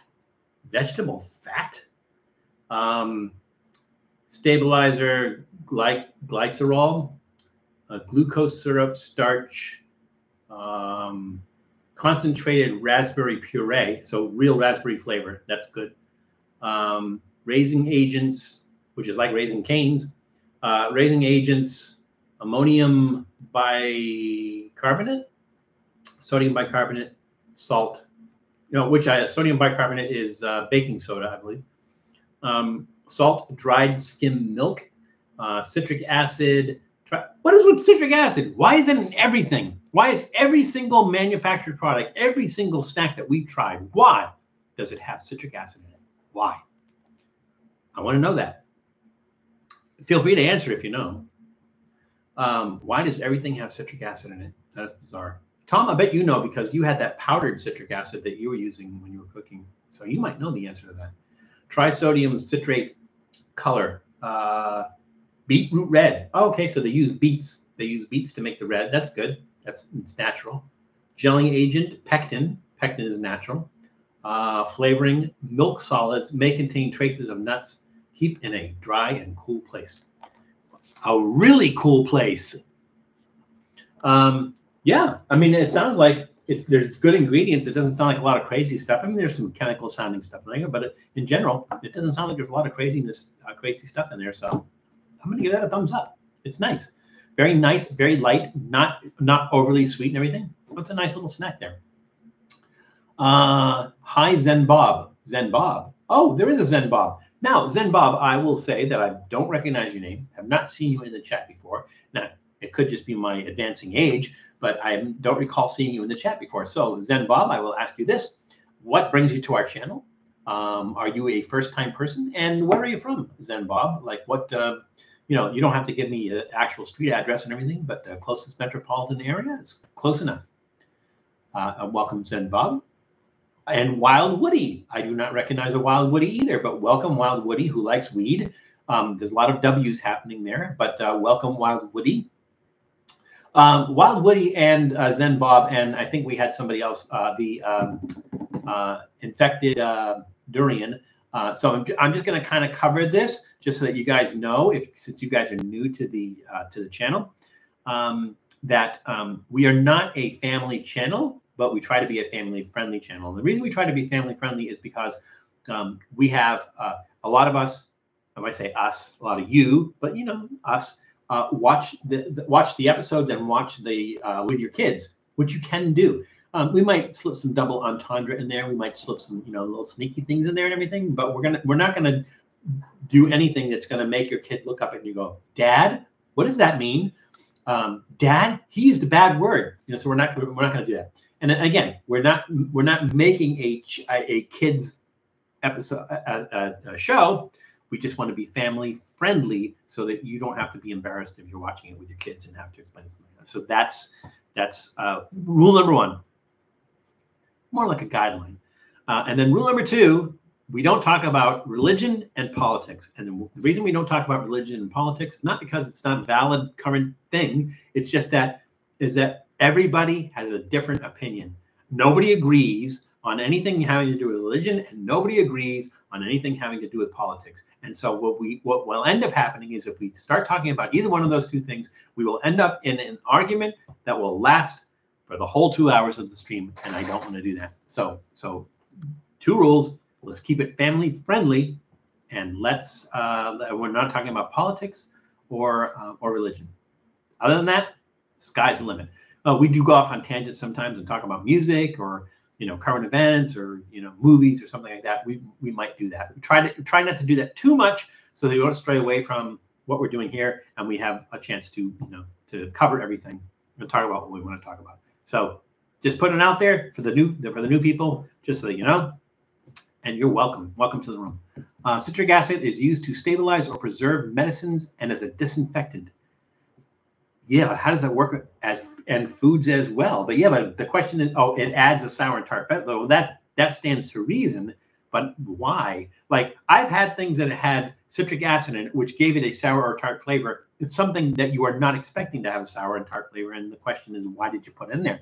So maybe it's a preservative or a stabilizer or something, citric acid. So I don't know. Hermes Trismegistus.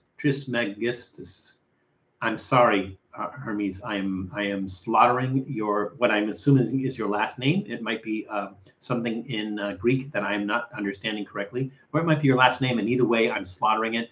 I'm going to stick with the Hermes part. Welcome, Hermes. I think you've been in the room long enough to hear my introduction for new people, but I will also ask you, Hermes, just like I asked Wild Woody and who was the other one?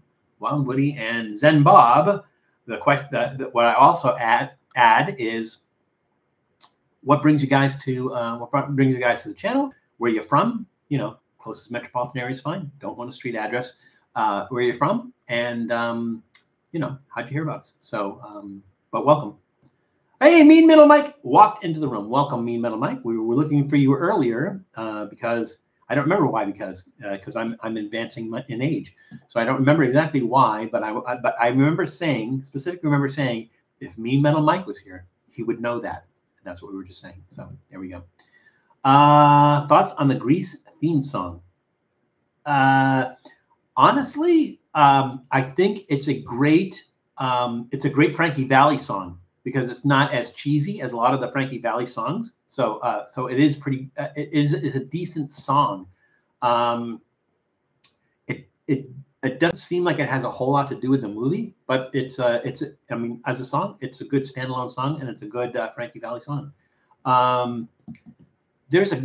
My favorite Frankie Valli Four Seasons song. It's a rocker. I mean, it really is. Who loves you, pretty baby? Who's gonna take you through the night? What's the name of that song? I can't remember that song. Mean Metal Mike, you should know that. I think you know that, Mean Metal Mike. Let me know. Trismegistus is a Greek name for Egyptian god Thoth, credited with various works on mysticism and magic. Word origin Greek, Hermes, thrice greatest. Oh, that's interesting, Tom. Thank you. It's a little bit of research. So it's probably like, I don't know if that's your real name or not, Hermes. Either way, we don't disparage, or we're just gonna call you Hermes. So there we go. Old guy in Colorado, don't eat the brown acid. It's bad. Don't eat the brown acid, man. It's bad. Anybody know what that's from? It's a quote from a movie. Don't eat the brown acid. It's a quote from a movie. Does anyone know what that's from? I do, but I'm going to leave it up to you guys. My actual name is Jack. Hello, I found you from Reckless Eating. I'm from Tennessee. Thank you, old guy in Colorado. You saved me a bunch of time. Well, it's kind of like I almost didn't expect you to get into that detail on where the name comes from, but it's a cool origin for a name, Hermes, and yeah, Tom is very useful to have around. Let's see. Cheech and Chong. No, I don't think so. No, Mean Metal Mike, I think you're thinking of the scene where he had the acid and he goes, "Oh, don't eat that, man." Why? Oh my God, you just ate the most acid I ever saw anyone eat in my life. But but it was not specifically brown acid. But there is a quote from a movie. I will tell you that the movie is a documentary. There is a quote from a movie where it says, "Don't eat the brown acid, man. It's bad." And I will tell you that it was over a loudspeaker, that somebody was making an announcement over a loudspeaker and said, "Don't eat the brown acid, man. It's bad." Brandy Rubel said, from a festival in 1969. Yes. So Brandy, you know what it's from. It sounds like you know what it's from, and you're not saying. Yeah, that's cool. Eastern Tennessee. I've been to Tennessee a few times. I like Tennessee. Miguel Rangel gets it. It is actually from Woodstock. Yes, there was a scene in Woodstock where on the loudspeaker, they're telling people not to eat the brown acid. Hey, man, don't eat the brown acid, man. It's bad. So, yes, it is from Woodstock. You're absolutely correct. Has anybody seen the movie Woodstock? Anybody out there? Have you seen the movie Woodstock? The reason I ask is because I went to the theater to see Woodstock, and no, I did not go when the movie came out because I was too young in 1969 to go to the theater, or to see Woodstock in the theater. As an adult, they had a resurgence of it or whatever. I did go to the theater to see Woodstock. So I'm just curious, has anybody seen Woodstock? And you don't have to have seen it on the theater. Maybe you've seen it on, on TV when it was played, or seen it on DVD, or, VHS even. How many people have seen the movie Woodstock? The reason I ask is a 4-hour-long movie. And the thing is, because it's a documentary, a 4-hour-long documentary, and as it is, I think it was whittled down. So there's a lot of performers that were at Woodstock that did not make the cut of the footage that ended up in the movie, but still, it was 4 hours long, and there were a lot of iconic performances. It was the first performance of the first live performance of Crosby, Stills and Nash. I believe it was one of the first live performances of Santana. There was everyone knows Jimi Hendrix playing the Star Spangled Banner from Woodstock, and like amazing performances by 10 Years After, The Who, so amazing movie.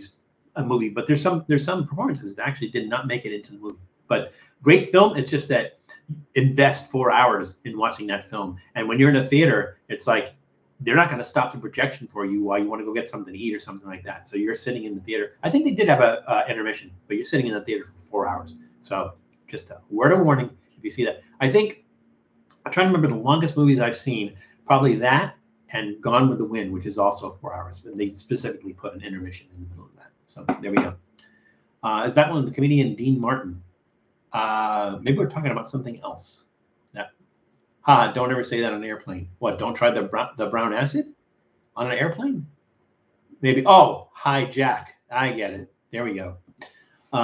Yeah, I think it's probably been used as a punchline in multiple jokes and stuff like that. No, but definitely saw a Grease movie a lot, though. Yeah, well, it's not 4 hours. It's an easy sit through watching Grease. My understanding is, and I never saw the original play, Grease, or musical, or whatever you want to call it, Grease.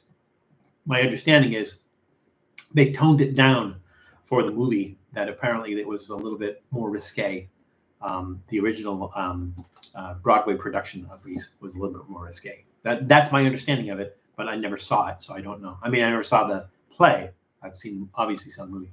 There was a National Lampoon album, Lemmings, a Woodstock parody, also mentions the brown acid, but it was cut with strychnine. Not surprised. Carlos Santana was there too. Yes, Santana was amazing at Woodstock, and well, I say he was amazing, but he was tripping balls. So Santana was like high as a kite while he was playing, and if you listen to his performing, especially on what is that, Soul Sacrifice, on the song Soul Sacrifice, you listen to his guitar playing, and it's amazing. He was out of his mind. He was out of his mind when he was playing there, and to deliver that kind of performance while you're out of your mind, crazy, man. Do you and Doodle ever watch the Puppy Bowl? Well, no, and the reason is because the Puppy Bowl is on the same time as the Super Bowl, and I don't really invest any time into any kind of television during the Super Bowl. So I use the fact that the Super Bowl's on and everybody's watching the Super Bowl for me to go out and do stuff and get stuff accomplished, because there's not a lot of people out there and everybody's watching the Super Bowl or the Puppy Bowl. Either way. So no. The thing about Doodle is Doodle doesn't seem to get the idea of television. Just like here, like you guys notice when I bring him up here, right? He never looks directly at the camera, and you would think he would, because there's stuff happening there. There's things moving there. He might look at the camera. Like I would think he might look at the camera and go, "Wait, isn't that Val? Wait, isn't that me?" In the camera. But he doesn't do that. Like in the living room, if we're watching a movie or TV or television or something, he doesn't really focus on it and everything. So I don't know if it's a thing of he doesn't really see past 2D, like he only sees in 3D, or maybe he has some other vision issue. He doesn't seem to. He seems to react to movement and everything. It's just for some reason video just doesn't. He never focuses on video. So like I could sit there and watch the Puppy Bowl, but it would just be me watching it. He would have no thing about it at all. Some other, like some dogs, you're watching television and another dog comes on and your dog starts barking at the bark of the dog on the television. Not Doodle. Doodle's like, what? He's in his own space. So that's it. Never watched Grease, any Star Wars, or The Wizard of Oz in its entirety. I've watched all the Star Wars movies, so obviously watched them in their entirety. The only one I would watch more than once is probably Empire Strikes Back. It was the only one worthy of the second view. But I have watched every one of them, and I've watched The Wizard of Oz multiple times because when I was a kid, I think it was in public domain at the time. And so once a year, I don't know if it was all the TV stations or one of the TV stations would play The Wizard of Oz. And so you could sit home and watch The Wizard of Oz, and they would play every year. You look forward to watching The Wizard of Oz. So multiple times watching The Wizard of Oz as a kid because every year they would have it on TV. So there we go. Hey, Steve Russell is in the room. Welcome, Steve. A little late, but never too late. So welcome. My dog liked National Geographic. It'd be interesting to know if your dog liked. I don't remember the guy's name. The guy that does the voiceover play-by-plays for the National Geographic videos. So the guy that was talking about the honey badger, and you guys know what I'm talking about. But that would be interesting. If does your dog like those videos? Let's see. Lemmings parody concert of peace and love and death. All 500,000 there up to off themselves. John Belushi, Chevy Chase, and a bunch of others before. So that was the Lemmings. Were the Lemmings related to Second City TV? Because I know a lot of those guys were from Canada, and Second City TV was a Canadian troupe. I want to say from Toronto area. So like I know John Candy was part of that troupe. By the way, that's the name I was looking for earlier, and I couldn't remember. Taking Woodstock was the movie I was thinking of. Oh yes, it was Woodstock. Oh, Taking Woodstock. I don't know if that's a separate one or not. All right, so we didn't do something stupid with our beverages, so we're gonna do that now. So here's our small glass. Wizard of Oz. Oh yeah. The Dark Side of the Moon thing. I've never done it, but does it continue to work, or does it only work in some places, Miguel? Because it sounds like you've done it before. You put the wizard. Well, I guess that's the thing. If you put it on mute so you don't get the music from the movie, then it probably does work. But I don't know if. I guess it would work better because you're going by what you're watching and seeing how the music goes with what you're watching as opposed to the dialogue. So maybe that would work better, but have not tried it either way. My understanding is that that they also do like a pink, like Dark Side of the Moon light show at like observatories and things like that. So there you go. I am a wealth of knowledge, much appreciated. Well, the thing is like I know a lot of trivia stuff, but then I can't remember important stuff like where I left my keys, things like that. There we go. I've done that, man. Whoa. All right, so we're going to do something stupid. So we have our glass, our bacon and barrels, Chumash Casino Resort glass. And we're going to put a little bit of this, a little bit of that. So we're going to put some of the kvass, our bread soda, and a little bit of our beer, I guess. Yeah, beer's fair. A Russian beer, Lithuanian. We said Lithuanian, the kvass. I think we said Lithuanian. Cheers. Yeah, you get me talking. I don't shut up, I can be annoying. I admit that. I can be annoying. Once I played Black Sabbath on 78 speed. Wow.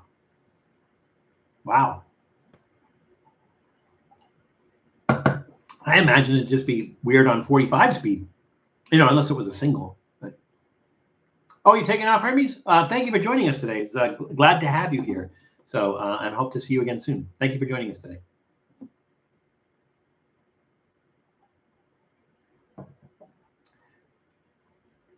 I like the way, Brandy, when you say I'm near Knoxville and Secret City. Is there a place called Secret City, or you're just keeping it a secret?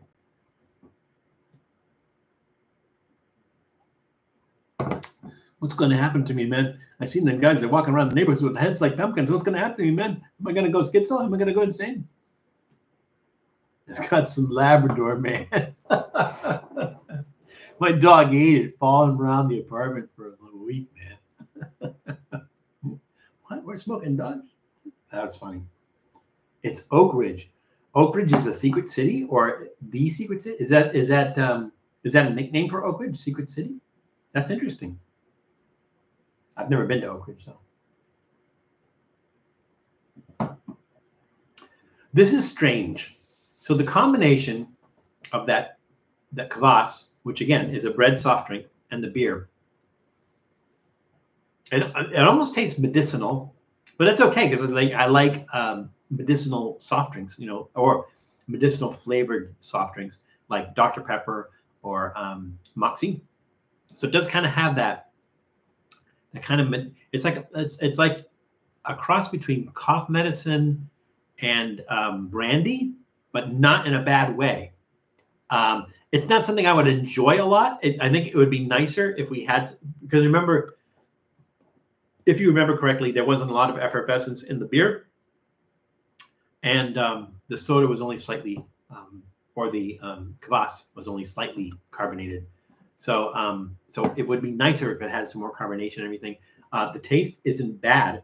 Like I said, it's like a, you know, one of the kind of medicinal, like Pony Malta or Moxie, you know, something along those lines. So not bad at all. That's a thumbs up. I don't know if I want to drink more than this. You know, for like a taste of it, it's not bad. But I honestly don't think I could drink like a big glass of that. That won't happen. I wonder what Great Dane tastes like. Everybody. So those of you who don't know, they're quoting Up in Smoke, Cheech and Chong, Up in Smoke. A lot of great quotes in that movie. Like, do you realize you're in very serious trouble? You watch your mouth, young lady. No, it was a great movie. Let's see. Great Dane is more like an indica. That's funny. They're just like all kinds of quotes. Nuclear power plant in Oak Ridge. Yeah, but I think like growing up, I remember there was a nuclear power plant in Seabrook, New Hampshire that was close by. Everyone remembers like, oh, Seabrook blows, we're dead. I think when Julie and we made a trip to Rhode Island, we did some, for some reason, never ended up in a video. I don't know why, but we did go to Rhode Island, and there was we went past a nuclear power plant there. There's the what they call the nuclear boobies, which is the San Onofre nuclear power plant. It's been shut down only because they don't have the money to do maintenance on it, and it required maintenance, so they shut it down. So if you're driving to San Diego from Los Angeles, you pass by. It's right on the coast, the San Onofre power plant, and there's these two domes that have nuclear power. Rick Street's crossover would reverse the polarities. Yeah, don't cross the streams. It would be bad. Nuclear is probably the future. Yeah, probably. I would agree. That's my driving. I think we're still quoting Up in Smoke. That's funny. I got to meet Rick Steves. So I went to a travel show in Long Beach, California. I met Rick Steves and Samantha Brown at that show, and both really nice and everything. Rick Steves cracks me up a little bit because he's very soft-spoken. I do like his shows, but he's also kind of a stoner, and so like especially like if you read a lot of his tweets and everything, you definitely get the stoner Rick Steves and everything. But he's really interesting. I often thought like who would I compare myself? Hey, it's Bob, REA Junior Music. Well, a little late, Bob, but never too late. Glad you could join us. Always good to see you, Bob. Thank you for joining. I guess if I would say like am I an amalgam of different people? Like who would I not mind being compared to for my show, right? So like I don't think I'm any Anthony Bourdain. I do the same stuff as him, but at the same time, I don't treat people the way he treated people, so I don't consider myself the same as him. I'm a little bit Andrew Zimmern because of the stuff that I eat, but Andrew Zimmern has his limits, and he has some crazy limits too. He doesn't eat walnuts. He doesn't eat Spam. Really crazy limits, but that's his shtick and his gig. And I've actually worked with him. I've been on Bizarre Foods, and great guy to hang out with. But yeah, so I'm a little bit Andrew Zimmern. I think I'm a little bit Huell Hauser. Now, I don't know how syndicated Huell Hauser got, but Huell Hauser was local to California, and he had a show called California's Gold. So he would go to different places, eat things and stuff. But the emphasis wasn't so much on the food as much as it was like roadside attractions and unusual places and everything. But the thing was, he was a very, very intelligent, I was, because he unfortunately passed away. He was a very, very intelligent man. But I think he dumbed his personality down for people. So it's kind of like he would ask very, very simple questions about things just so that people who were watching the show would understand what he was doing. So I remember like, so once you've heard of him or once you've heard him, you always remember who he was because he had this, I think he was from Kentucky or someplace like that. And he definitely had a drawl. So he was like, welcome to California Gold. And like the way the emphasis he pronounced certain words on was interesting. It's sort of like in a Christopher Walken kind of way. So like California Gold. But I remember he would like he'd be amazed at water. So you're telling me that you combine hydrogen and oxygen and you made water? That's amazing. And I remember one time he was in Death Valley in California. So Death Valley, there's a place in Death Valley called Badwater. And Badwater is the lowest point below sea level in North America. It's like 200 something feet below sea level. And so there are, the water there is a lot of salt content, to the point where there's crystal salt at the bottom of there. So he is with a park ranger, and he picks up some of the salt, and he says, so you're telling me this is salt? I could take this home and put it in a salt shaker. And then the ranger goes, well, no, Huell, you're in a national park. You're not supposed to take anything out of a national park. So I thought it was kind of funny. But that's Huell Hauser. I like to think maybe I'm a little bit him. And then Guy Fieri, definitely a little Guy Fieri. And don't even get me started on Guy Fieri. He gets a lot of crap that's not deserved. Yeah, he's very blue collar and everything, but still, don't even get me started on it. So there we go. No, Eli, and hopefully I am nothing like Dame Drops. So there we go. There we go. Huell Hauser is from Tennessee. Yeah, I thought it was someplace like that. Tennessee, Kentucky. They're one right on top of another. All right, we've got a few minutes left. We still didn't do our massive stupid thing, which we have to do. So let's see. We do this every live stream. Oh, he's got a broken face. All right. So we're going to put cookie face on the bottom. Let's see. I'm trying to think of what stacks with this melted cheesecake thing. I think I'm going to be able to spread that on the top, honestly, because it's all soft and mushy. Yep. Yes, sir, Bob. I mean, not Bob, but the yes, sir, Bob, like Bob's your uncle. Let's see. Let's do a fig.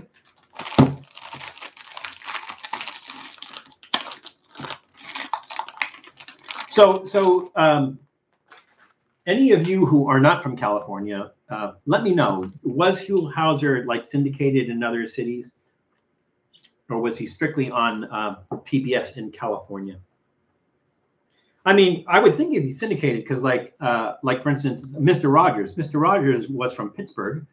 He was syndicated, but his show was filmed in Pittsburgh, but it was syndicated, and so it had a national market. So I don't know if they did that. And I think he was on PBS, but I don't know if they did the same thing with Huell Hauser. Like, for instance, I think Zoom was on PBS. Zoom was a kid show on PBS. It was filmed in Boston, but I don't know that that was syndicated either. What am I missing? I'm missing a chestnut. Oh, okay, Eli, we will see you later. Thank you for joining us today, as always. We're not going to be here too much longer. And let's see, 1, 2, 3, 4, 1, 2, 3, 4, 5. We're missing a goldenberry. This is just the cherry on top. Let's see, we'll do this. There we go.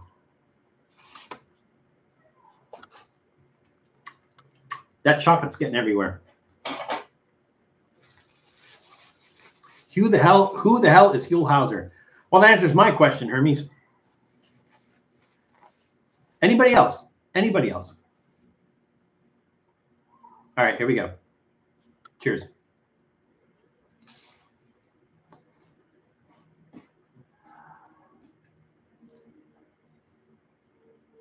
I think everything is sweet today. Typically, we do a lot of spicy stuff. It just works out that way. It's not usually intentional. Everything blends well here.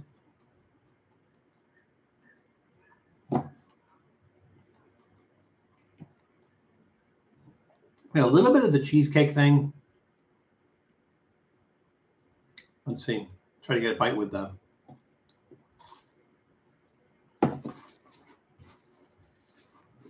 gooseberry.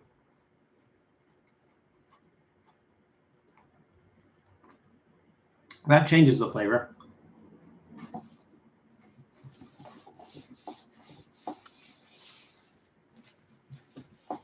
Brandy, I think, I don't know if it's the same here, but PBS was an over-the-air station, so it was like a regular television over-the-air broadcast station, not cable per se. I think in Boston it was WGBH. I'm not sure what it is in Southern California, but I think PBS was kind of like they did their program nationally. They had regional shows, but I think they also did their program nationally. By the way, so on this combination, everything, thumbs up. Everything's really good. That the goldenberry has that tartness to it that nothing else has, so it definitely changes the flavor. But really good, sweet, desserty.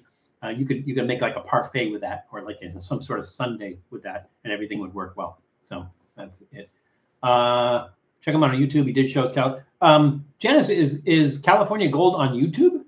I did not know that. KCET in Southern California. That's right. Great stream as always. I'll pay my penance for being late this week. Sorry, I promised to be here early next week. No worries, Tom. The thing is, whatever you miss, you can watch in the playback, because these always get recorded and posted. So if you missed the beginning of it, just go back and watch it and then check it out. So we are all done with today's revisiting Jons Marketplace episode. I will try to do more thematic stuff like that, because it's always fun. There was a lot of people in the room today that first timers, and glad you could join us. It was nice to have you here, and hopefully we will see you in some further live streams as well. I was thinking of doing a live stream. I will post something in the community section. I was thinking of doing a live stream where I'm basically answering your questions, like just not too personal, of course, but just answering questions, and we'll just maybe like have some unusual snacks that we'll just eat during the thing. But basically, the focus of the live stream will be to answer your questions. So I was thinking of doing that. I will put something in the community page, and then you guys can post some questions on there. So that way, instead of answering questions live, can have a list of questions, and I can prepare that for you, and then we'll just go through the whole thing and ask questions, and then ask you guys, if there are similar questions. But yeah, would like to do that. So I maybe plan for 2 weeks and give you guys a chance to put up some questions and stuff. They'll be in the community page. Anyways, let's see. It's too late to know. No worries. Okay.